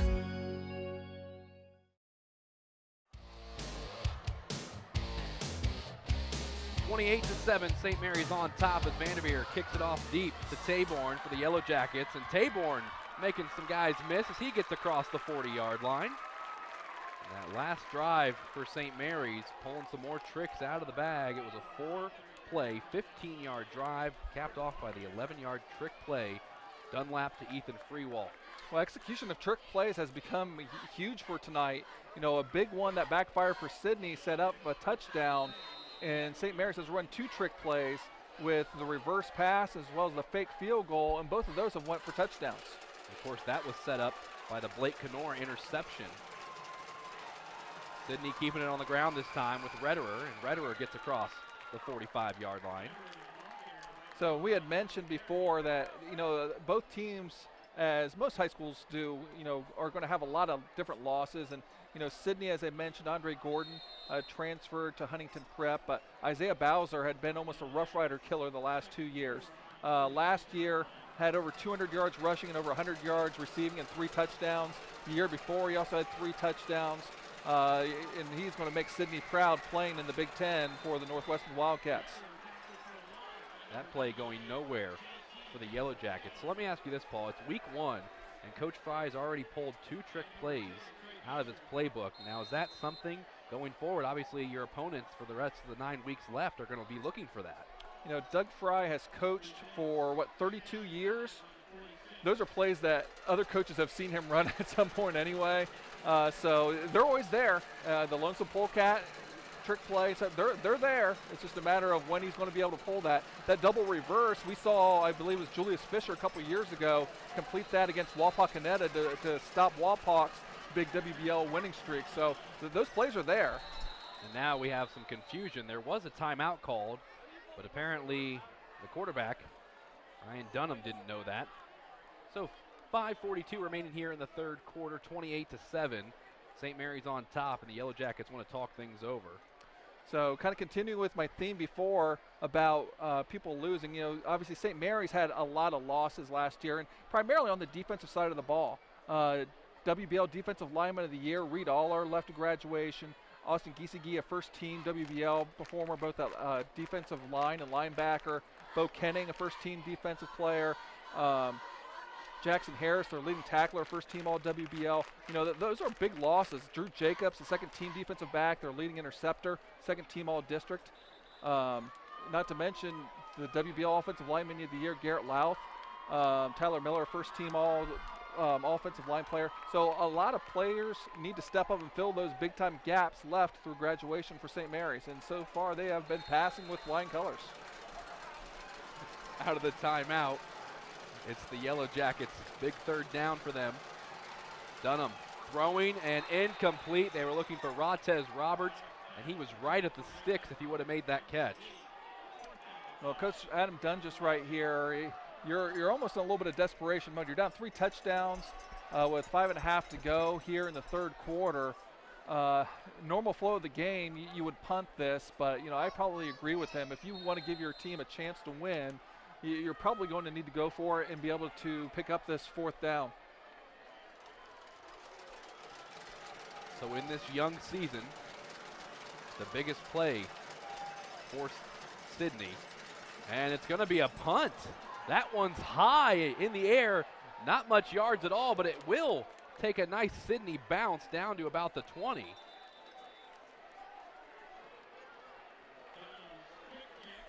Well, GameFace Ohio has launched its own app on the Amazon platform. This means that you can watch our content on your Fire TV or Fire Stick. The app is free. Download it today.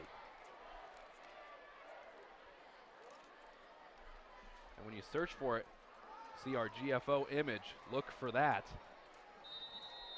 Yeah, and you know we downloaded this and gave it a test run. It's a neat little app. Get a chance to be able to see the vast library over the years that GameFace Ohio has compiled over the years. With many Rough Rider games in them as well, and this one a historic one as far as it being the last time these two teams will play on this field. Yeah, as long for the foreseeable future. And I mentioned I'd kind of get back to that. The reason why this is kind of coming to the end is right now Sidney's been playing in the G-Walk here for a number of years, but there's going to be a little bit of a shuffling around on that, and they're going to be back into a revived Miami Valley League. And they are going to have in 2 years a 9-game league schedule, which means they would only have one non-conference game. Well, as long as of a rivalry this has been with St. Mary's, they have an even longer rivalry with Bell Fountain, which is right now a week 2 matchup. But considering that they would only be able to play one non-conference game week 1, they're opting to maintain their rivalry with Bell Fountain instead, who they've played, I believe it's read 111 times. So, a lot of tradition in that game too. And, St. Mary's going to have to move on and find somebody else to be able to fill that week 1 spot. Well, this is the 64th all-time meeting between the two schools, so that means next year the 65th all-time meeting will be the last one for, like you said, the foreseeable future. And St. Mary's does lead the overall series, 34 wins, 25 losses, and 4 ties over the years. As the Rough Riders continuing this nice drive, picking up a first down. Braden Dunlap on the QB sneak. We approach 4 minutes to go in the third quarter. Here you go, look there of Coach Fry talking to Jace Norton, big tight end. A lot of the tight ends are basically what I would call wide tackles in this offense. But every once in a while they get their chance at glory, and when they do, need to take advantage of it. Handoff up the middle. Guess who? Sean Perry down to the 50.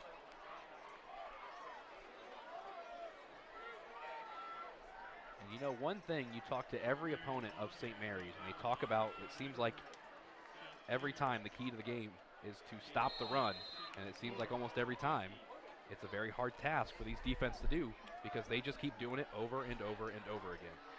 Well, and why it's almost frustrating, you know it's coming. They're not very tricky.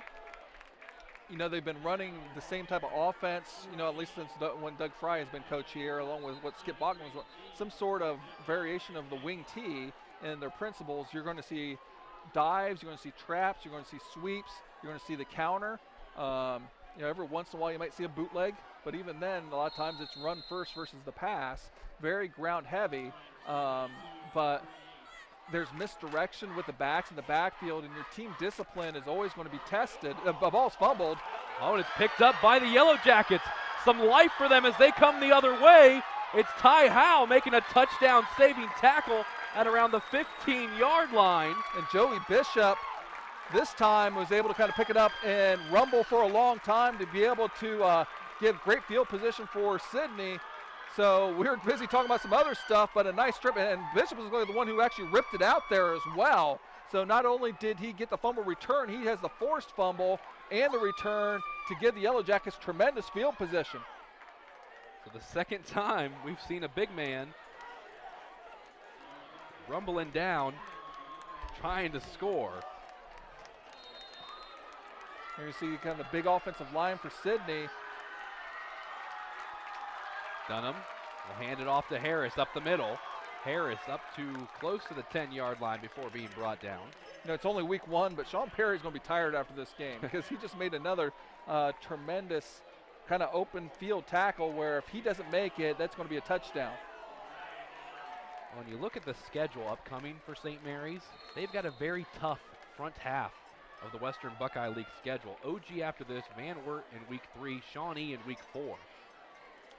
Yeah, and it's kind of almost an unknown type year. There's no one that's just everybody saying, oh, these guys are going to be great. I think there might be a lot of parity in the WBL this year. This ball deflected in the back of the end zone, and it's picked off. St. Mary's, Carson Fishbach coming up big. And I believe that's the 4th turnover for Sidney. And this one, once again, coming on a tipped ball. We'll see the replay and see if we can find out who tipped that. I'm not 100% sure, but it might have been number 38, Eddie Fowler, might have got his hand on that to be able to knock it up in the air. And, once the ball goes up in the air, all plans are off, and it's just a matter of being in the right place and the right time. And the Roughriders, for the second consecutive time, are able to come up with that loose ricochet. Just when it looked like the Yellow Jackets had a lifeline to get back into this one. Heartbreak with that tip. And it's going to be Perry once more on the carry. So the first turnover of the game for the Roughriders does not come back to haunt them because they are able to convert another turnover on their own. Some nights everything just goes right for you. That's been the case for Coach Fry's squad. As the clock continues to run down, about a minute and a half remaining here in the third quarter.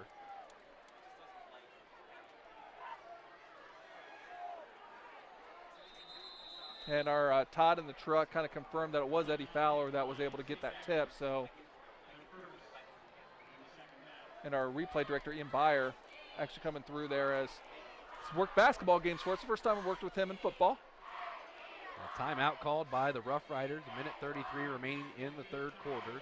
They lead Sidney 28-7. It's been a great atmosphere here in week 1. Everybody's come out to see what their teams are going to look like this year on both sides. Yeah, big crowd. Sidney brought a really nice crowd here. As I mentioned, the weather is terrific, and we are on the visitor side of the field, so Sidney's right in front of us, and their student body is well represented here. Obviously, the Roughriders with no surprise.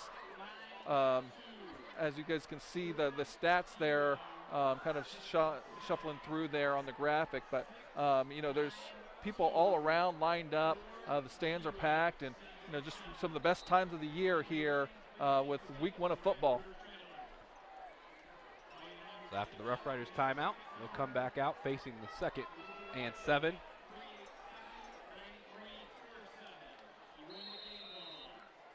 Dunlap hands it off to Perry once more. Not much for Perry on that one. I'll tell you what, too.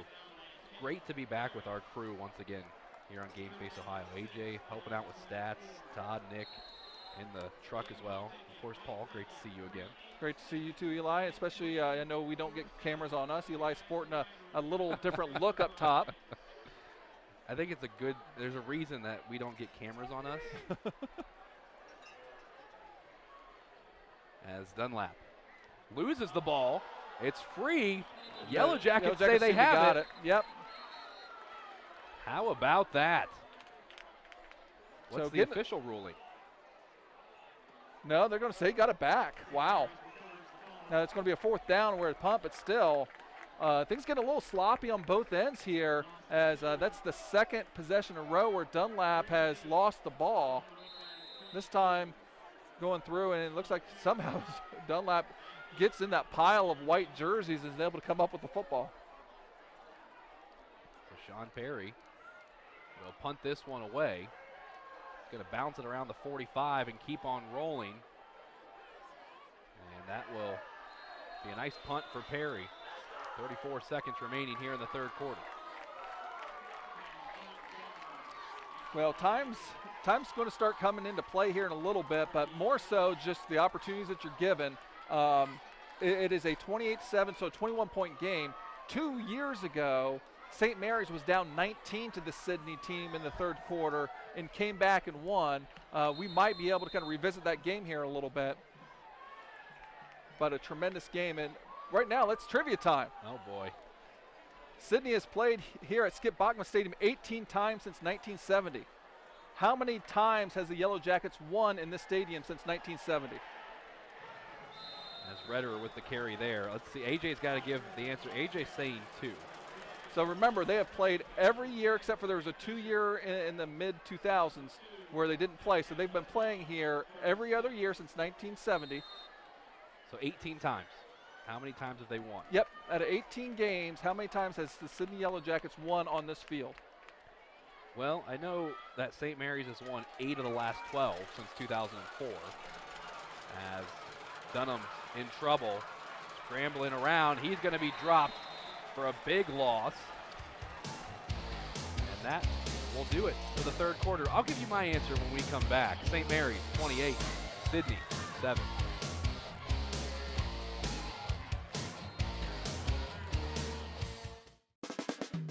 Stars and Stripes Graphics is your local screen printer located just east of the St. Mary's Memorial High School.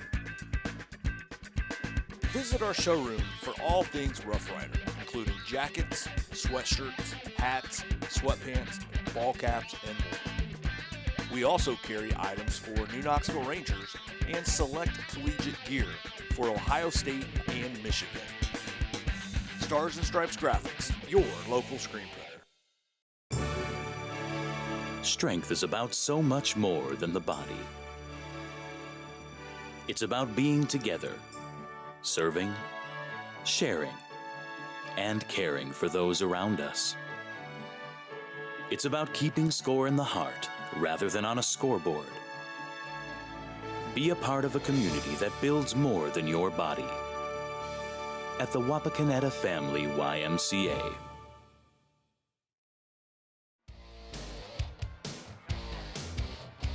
About to start the 4th quarter of play here in St. Mary's.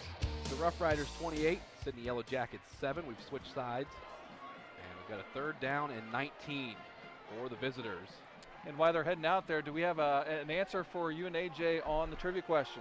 Mine, I'm going to say 3. AJ said 2 to begin, but he's changing his answer to 4 now. Well, Okay. AJ probably should have stayed because the answer is twice. They have only won twice here since 1970. Back 6 years ago in 2012, and then also in 1996.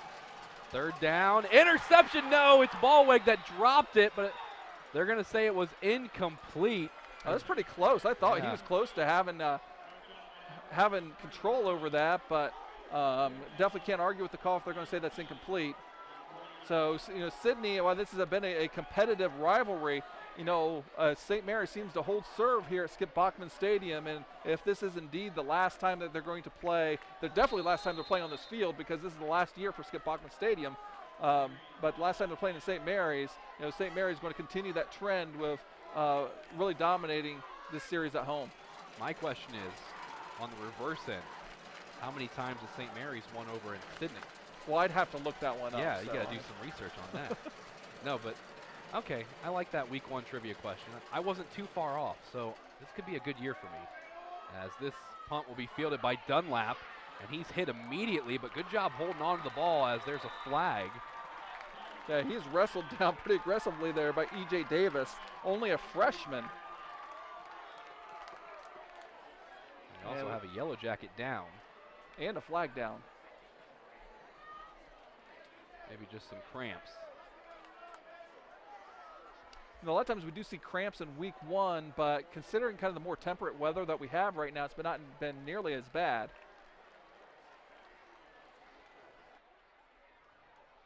So punting that one away. Just over 11 minutes to go here in the 4th quarter. 21-point lead for St. Mary's. If they can play their style of typical run it down your throat, waste some time, they can see this one out. I will say this, Paul, we look at our schedule ahead, all the games we've got here on Game Face Ohio. Next week being back here for OG. That'll be interesting because OG, a team riddled with injuries last year, they could have been a lot more than what their record showed. Well, they had a lot of injuries at the quarterback position, but now, that inexperience from last year's quarterback now turns him into more of an experienced quarterback. And OG has really battled and matched up well over the recent years with St. Mary's.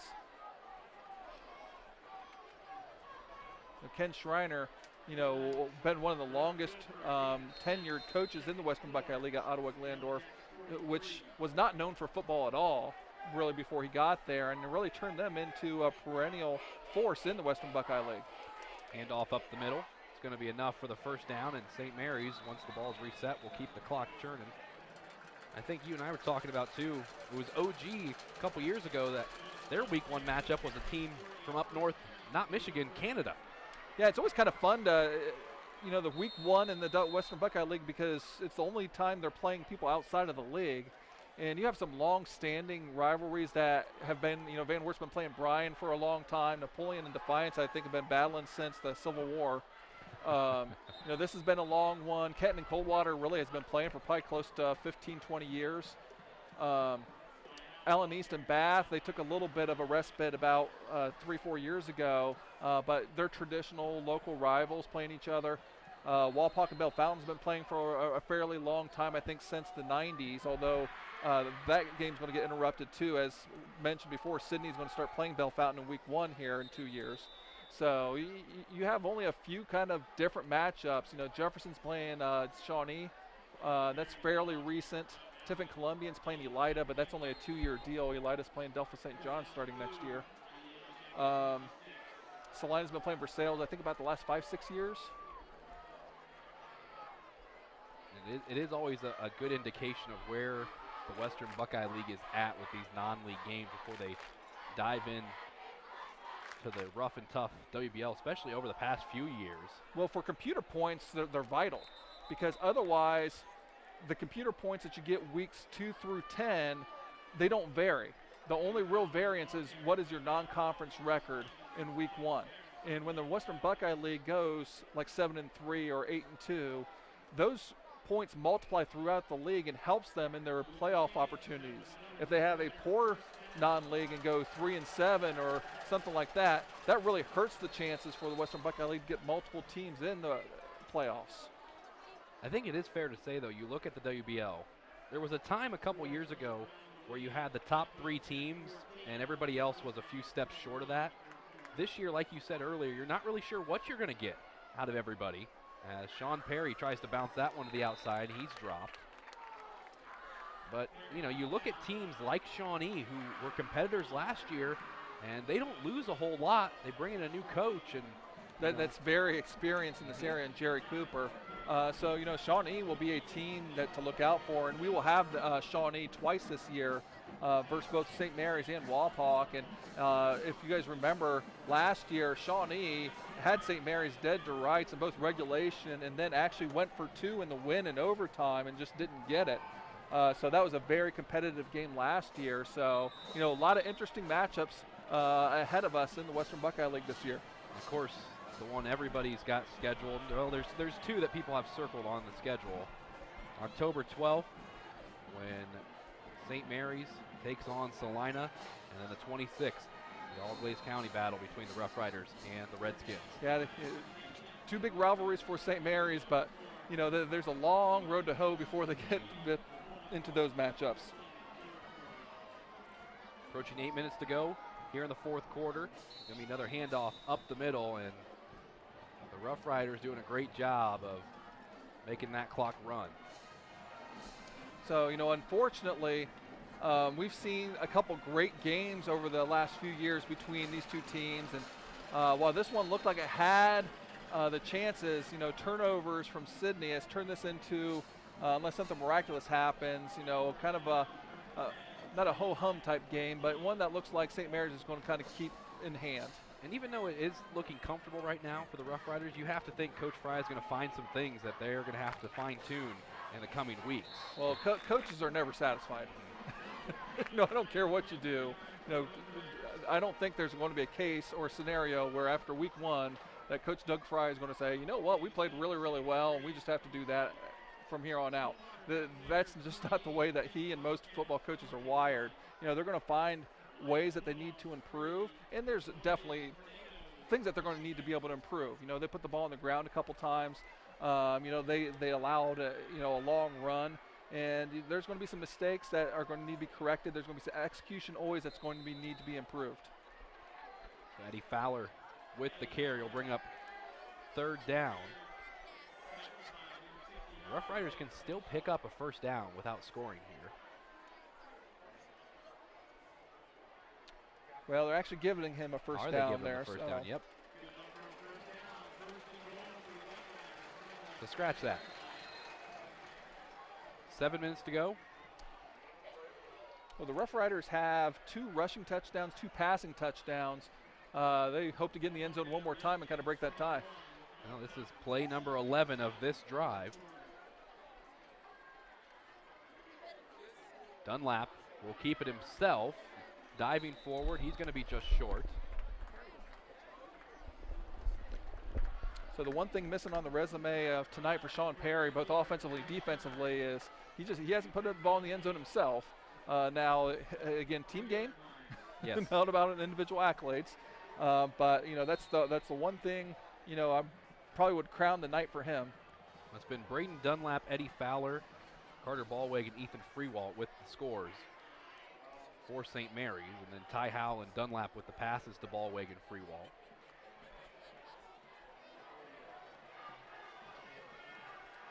Dunlap keeping himself, looking to score the same way he did at the beginning of the game, and that's exactly what happened.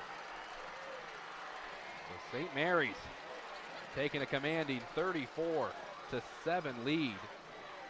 So Dunlap with his second quarterback sneak touchdown on the ground, as well as his one passing touchdown. Our player to watch, kind of coming through in various ways. High snap, great job by Dunlap to bring it down, and Vanderveer puts it through the uprights. 35-7, St. Mary's on top and cruising to the finish line.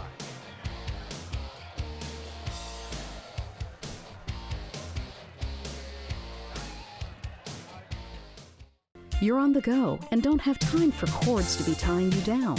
That's why TSC created the Cord Cutter Bundle. You get big savings for bundling internet and cable. And there's no phone requirement. Choose from 20 megabyte, 50 megabyte, or 100 megabyte speeds. No phone, minimal TV, and all lightning fast internet. Ask about the Cord Cutter Bundles and come home to TSC. It's easy as 1, 2, 3, call TSC.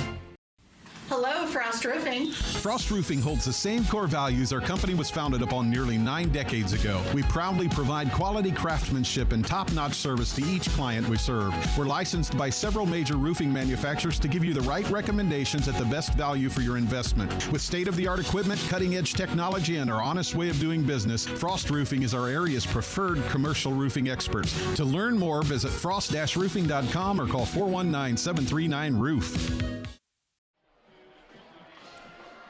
Well, we welcome you back here, and as we mentioned 2 years ago, there was a classic game between these two teams, and we see Andre Gordon, then just a sophomore, throwing deep here to his brother. This is in the fourth quarter, to where St. Mary's overcame a 19-point lead to take the lead in the fourth quarter, and then Sidney is now going to retake the lead here with about 4 minutes left in the game. But then not enough time, too much time was left. As you see, Julius Fisher plows into the end zone with about a minute left. Then one more shot here. Gordon throws deep, and then this is intercepted, I believe, by Eric Spicer to be able to put the game away. Again, a classic game. St. Mary's won that game 43-39. And tonight doesn't match the drama of that game, but still, the Roughriders look like they're going to end up the victors in both of those. Well, the last 2 games in this series have been decided by a combined 7 points, splitting it.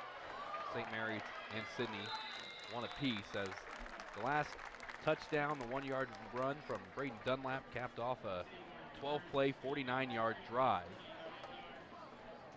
And now Sidney with just under 6 minutes to go. At this point, what are you looking at if you're Sidney? Are you trying to work things out? Do you look at this as, okay, here's where we just learn and try to get better? Do you try some new things, or are you still trying to heave it down the field? Trying to do the stuff that you practice at this point. You're probably not going to have a 28-point play here. So kind of do what you kind of practice that you're going to do. Work on executing a little bit better, because quite frankly, when they haven't turned it over, they've had some very positive things. So, when Coach Dunn just takes them into the film room and they break things down, there's going to be some correctable things, but the biggest thing that you can't do is turn the football over. Not only does it take the opportunity away from you to get points, it usually provides a scoring opportunity for your opponent, and that's what happened tonight. Yeah, 4 turnovers for the Yellow Jackets in this one. Dunham rolls out. Has a receiver, but it's dropped. He was looking for Keith Lee, the senior. And I think you look at Sidney and head coach Adam Dungus, obviously a St. Mary's grad. Final time that he'll be on this field coaching this Yellow Jackets team. Yeah, but you know what? When he walked into this situation, Sidney was in kind of bad shape. And he's done really well to be able to get this program going in the right direction. Last season they made the playoffs for only the second time in school history, and the first time was back, I think in 1989 or so, at least somewhere in there. They won a playoff game, beating Dayton Belmont, and then they came up against Cincinnati LaSalle, as we see an interception there by Sean Perry. Wow, Sean Perry at the 45-yard line, taking that one away from Caleb Harris. Caleb Harris took him a minute to get up. Now he's walking off under his own power, but everything going right for the Rough Riders. Yeah. Continuing, Sidney is in Division II, so they're playing a little bit bigger schools.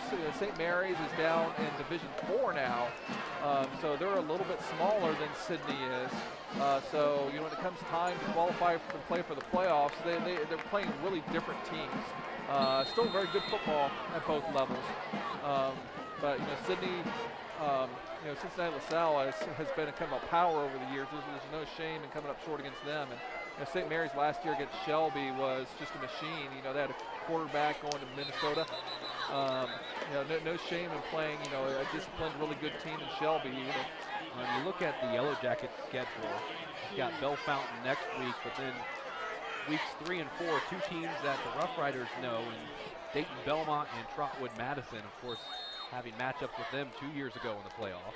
Yeah, and Belmont was, as I mentioned, a playoff opponent for Sidney last year. Last year, their only losses were to LaSalle, and then they lost to GWAC member Troy, and obviously one of their rivals, too, along with Piqua. Handoff up the middle. Christian Triplett. Triplett with a nice gain will bring up a third and manageable. And of course, Sidney will cap off their regular season with 2 home games against Butler and Greenville. Butler, one of those schools, hosts a lot of the girls basketball regionals. Minster, a team that's down there quite often. Fort Marmy. Yeah, Vandalia Butler's a nice area there by the Dayton Airport. Yeah, the Aviators of Butler. Dunlap back to Triplett. Triplett breaking another one, and Christian Triplett making an argument for getting some more carries. Well, Perry has what I would consider a disproportionate amount of carries for tonight. I don't think every game is going to be like that. But I do think when they went to lean on somebody, Sean Perry's going to be the person to lean on, and for good reason. But there is, a stable of backs that, Doug Fry is going to make sure they get the ball in their hands because they're very capable of making plays.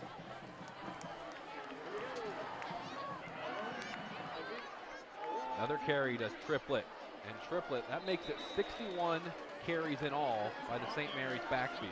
And while we don't track by the play, I would say probably at least 15 of those, if not more, were trap plays just like that one.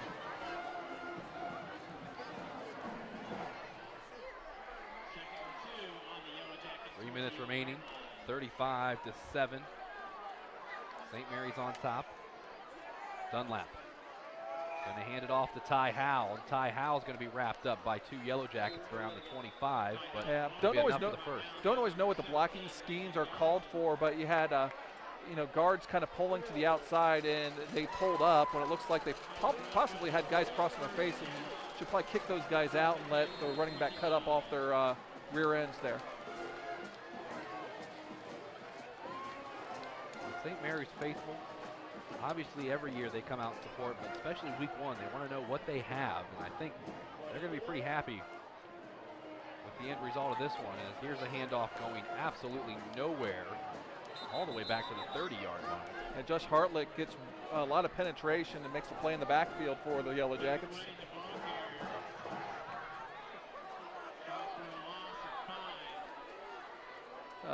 Looks like Ethan Wedding, the sophomore, on that carry.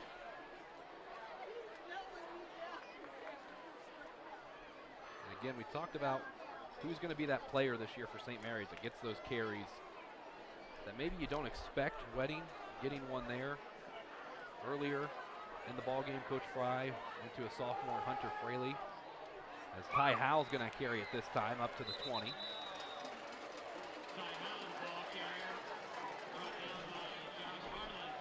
The clock continues to run down here, approaching a minute 40.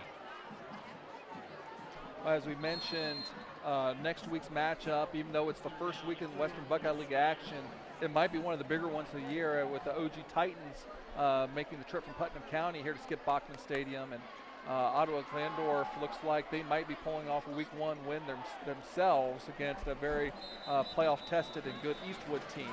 And we look forward to bringing you that game next week. And again, calling just a big early season Western Buckeye League game. Christian Triplett picking up the first down for the Roughriders. So Sean Perry's basically been told, you've done enough for the night. But like you said, he hasn't got that touchdown yet. And that's okay. His time will come. And really in the grand scheme of things, it's about doing your part, whatever you're asked. And it looks like the Roughriders are going to get in a victory formation and, kind of seal the game. We can see Sean Perry for the evening had 28 carries for 152 yards, averaging about 5.5.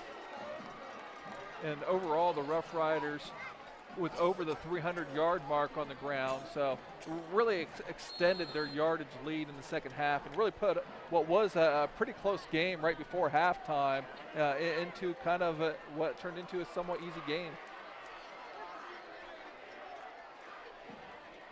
St. Mary's faithful, especially the student section, crying out here in the final few seconds. They believe they're going to win. As Dunlap takes the knee for one final time. So the 64th all-time meeting between the St. Mary's Roughriders and the Sidney Yellow Jackets comes to a close, and it's St. Mary's that takes it, 35-7. Be back after this.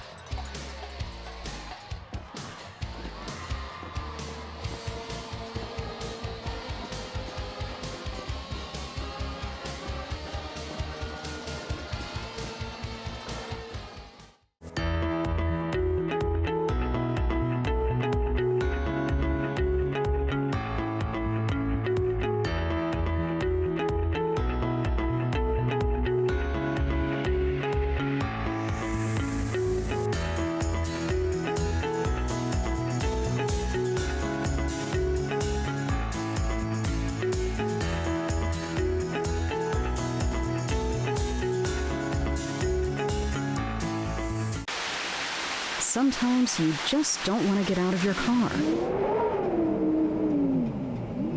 That's why TSC has made it easy for you to pay your bill. We have drive-up payment drop boxes at our St. Mary's and Wapakoneta offices.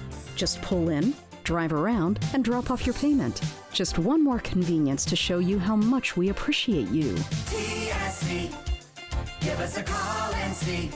It's easy as 1, 2, 3, call TSC. So that's a wrap on week 1 of the high school football season. St. Mary's over Sidney 35-7. The last time these two teams will play on this field. Let's take a look at how things went about in the second half. Turnovers a big part of this one. And I believe this was the turning point of the game. A one-score game late in the second half and a big turnover that the Rough Riders turned into points. And then this deflection interception by Blake Knorr. Sets up a fake field goal. Brayton Dunlap to Ethan Freewalt, making it 28-7 St. Mary's. Brayton Dunlap trying for the QB keeper, but he lost it. Yeah, and even though they rumbled for a long time there by Joey Bishop, Sidney doesn't translate the points by throwing another interception in the end zone on another deflection. And Dunlap keeps it again, and this time he holds on to it to make it 35-7, the final score for St. Mary's, but then more turnovers. Yeah, Ryan Dunn trying to make a play, but Sean Perry goes up and caps his great night with an interception. So 35-7, your final. Let's take a look at the stats as they tell the story of this one. Yeah, especially in the second half, St. Mary's really dominated, extending their yardage lead with getting over 300 yards on the ground. Sidney Yellow Jackets with a total of 5 turnovers. Individually, Dunham was 12 for 24 passing with 3 interceptions, only 71 yards. Harris did finish with exactly 100 yards on 10 carries. Roberts led the way with 6 catches for 45 yards. St. Mary's, led by Sean Perry, 28 carries for 152 yards. Triplett was second with 56 yards. So let's take a look at our Merit Real Estate Professionals taking it to the house play of the game.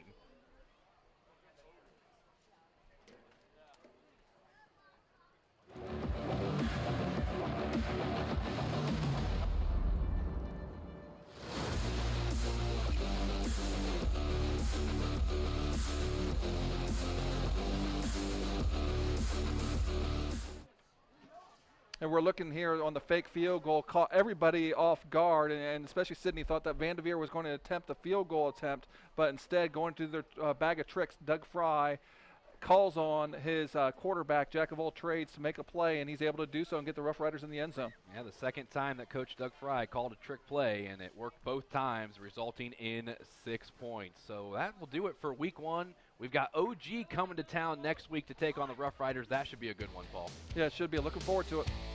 Well, that'll do it for everybody here at Game Face Ohio. All our guys in the truck, Todd Utrip, Nick Bailey, our director, our replay director, Ian Byer, AJ Lisi on stats, Paul Sadler doing our commentary. I'm Eli Alvarez saying thanks for watching. We'll see you next time.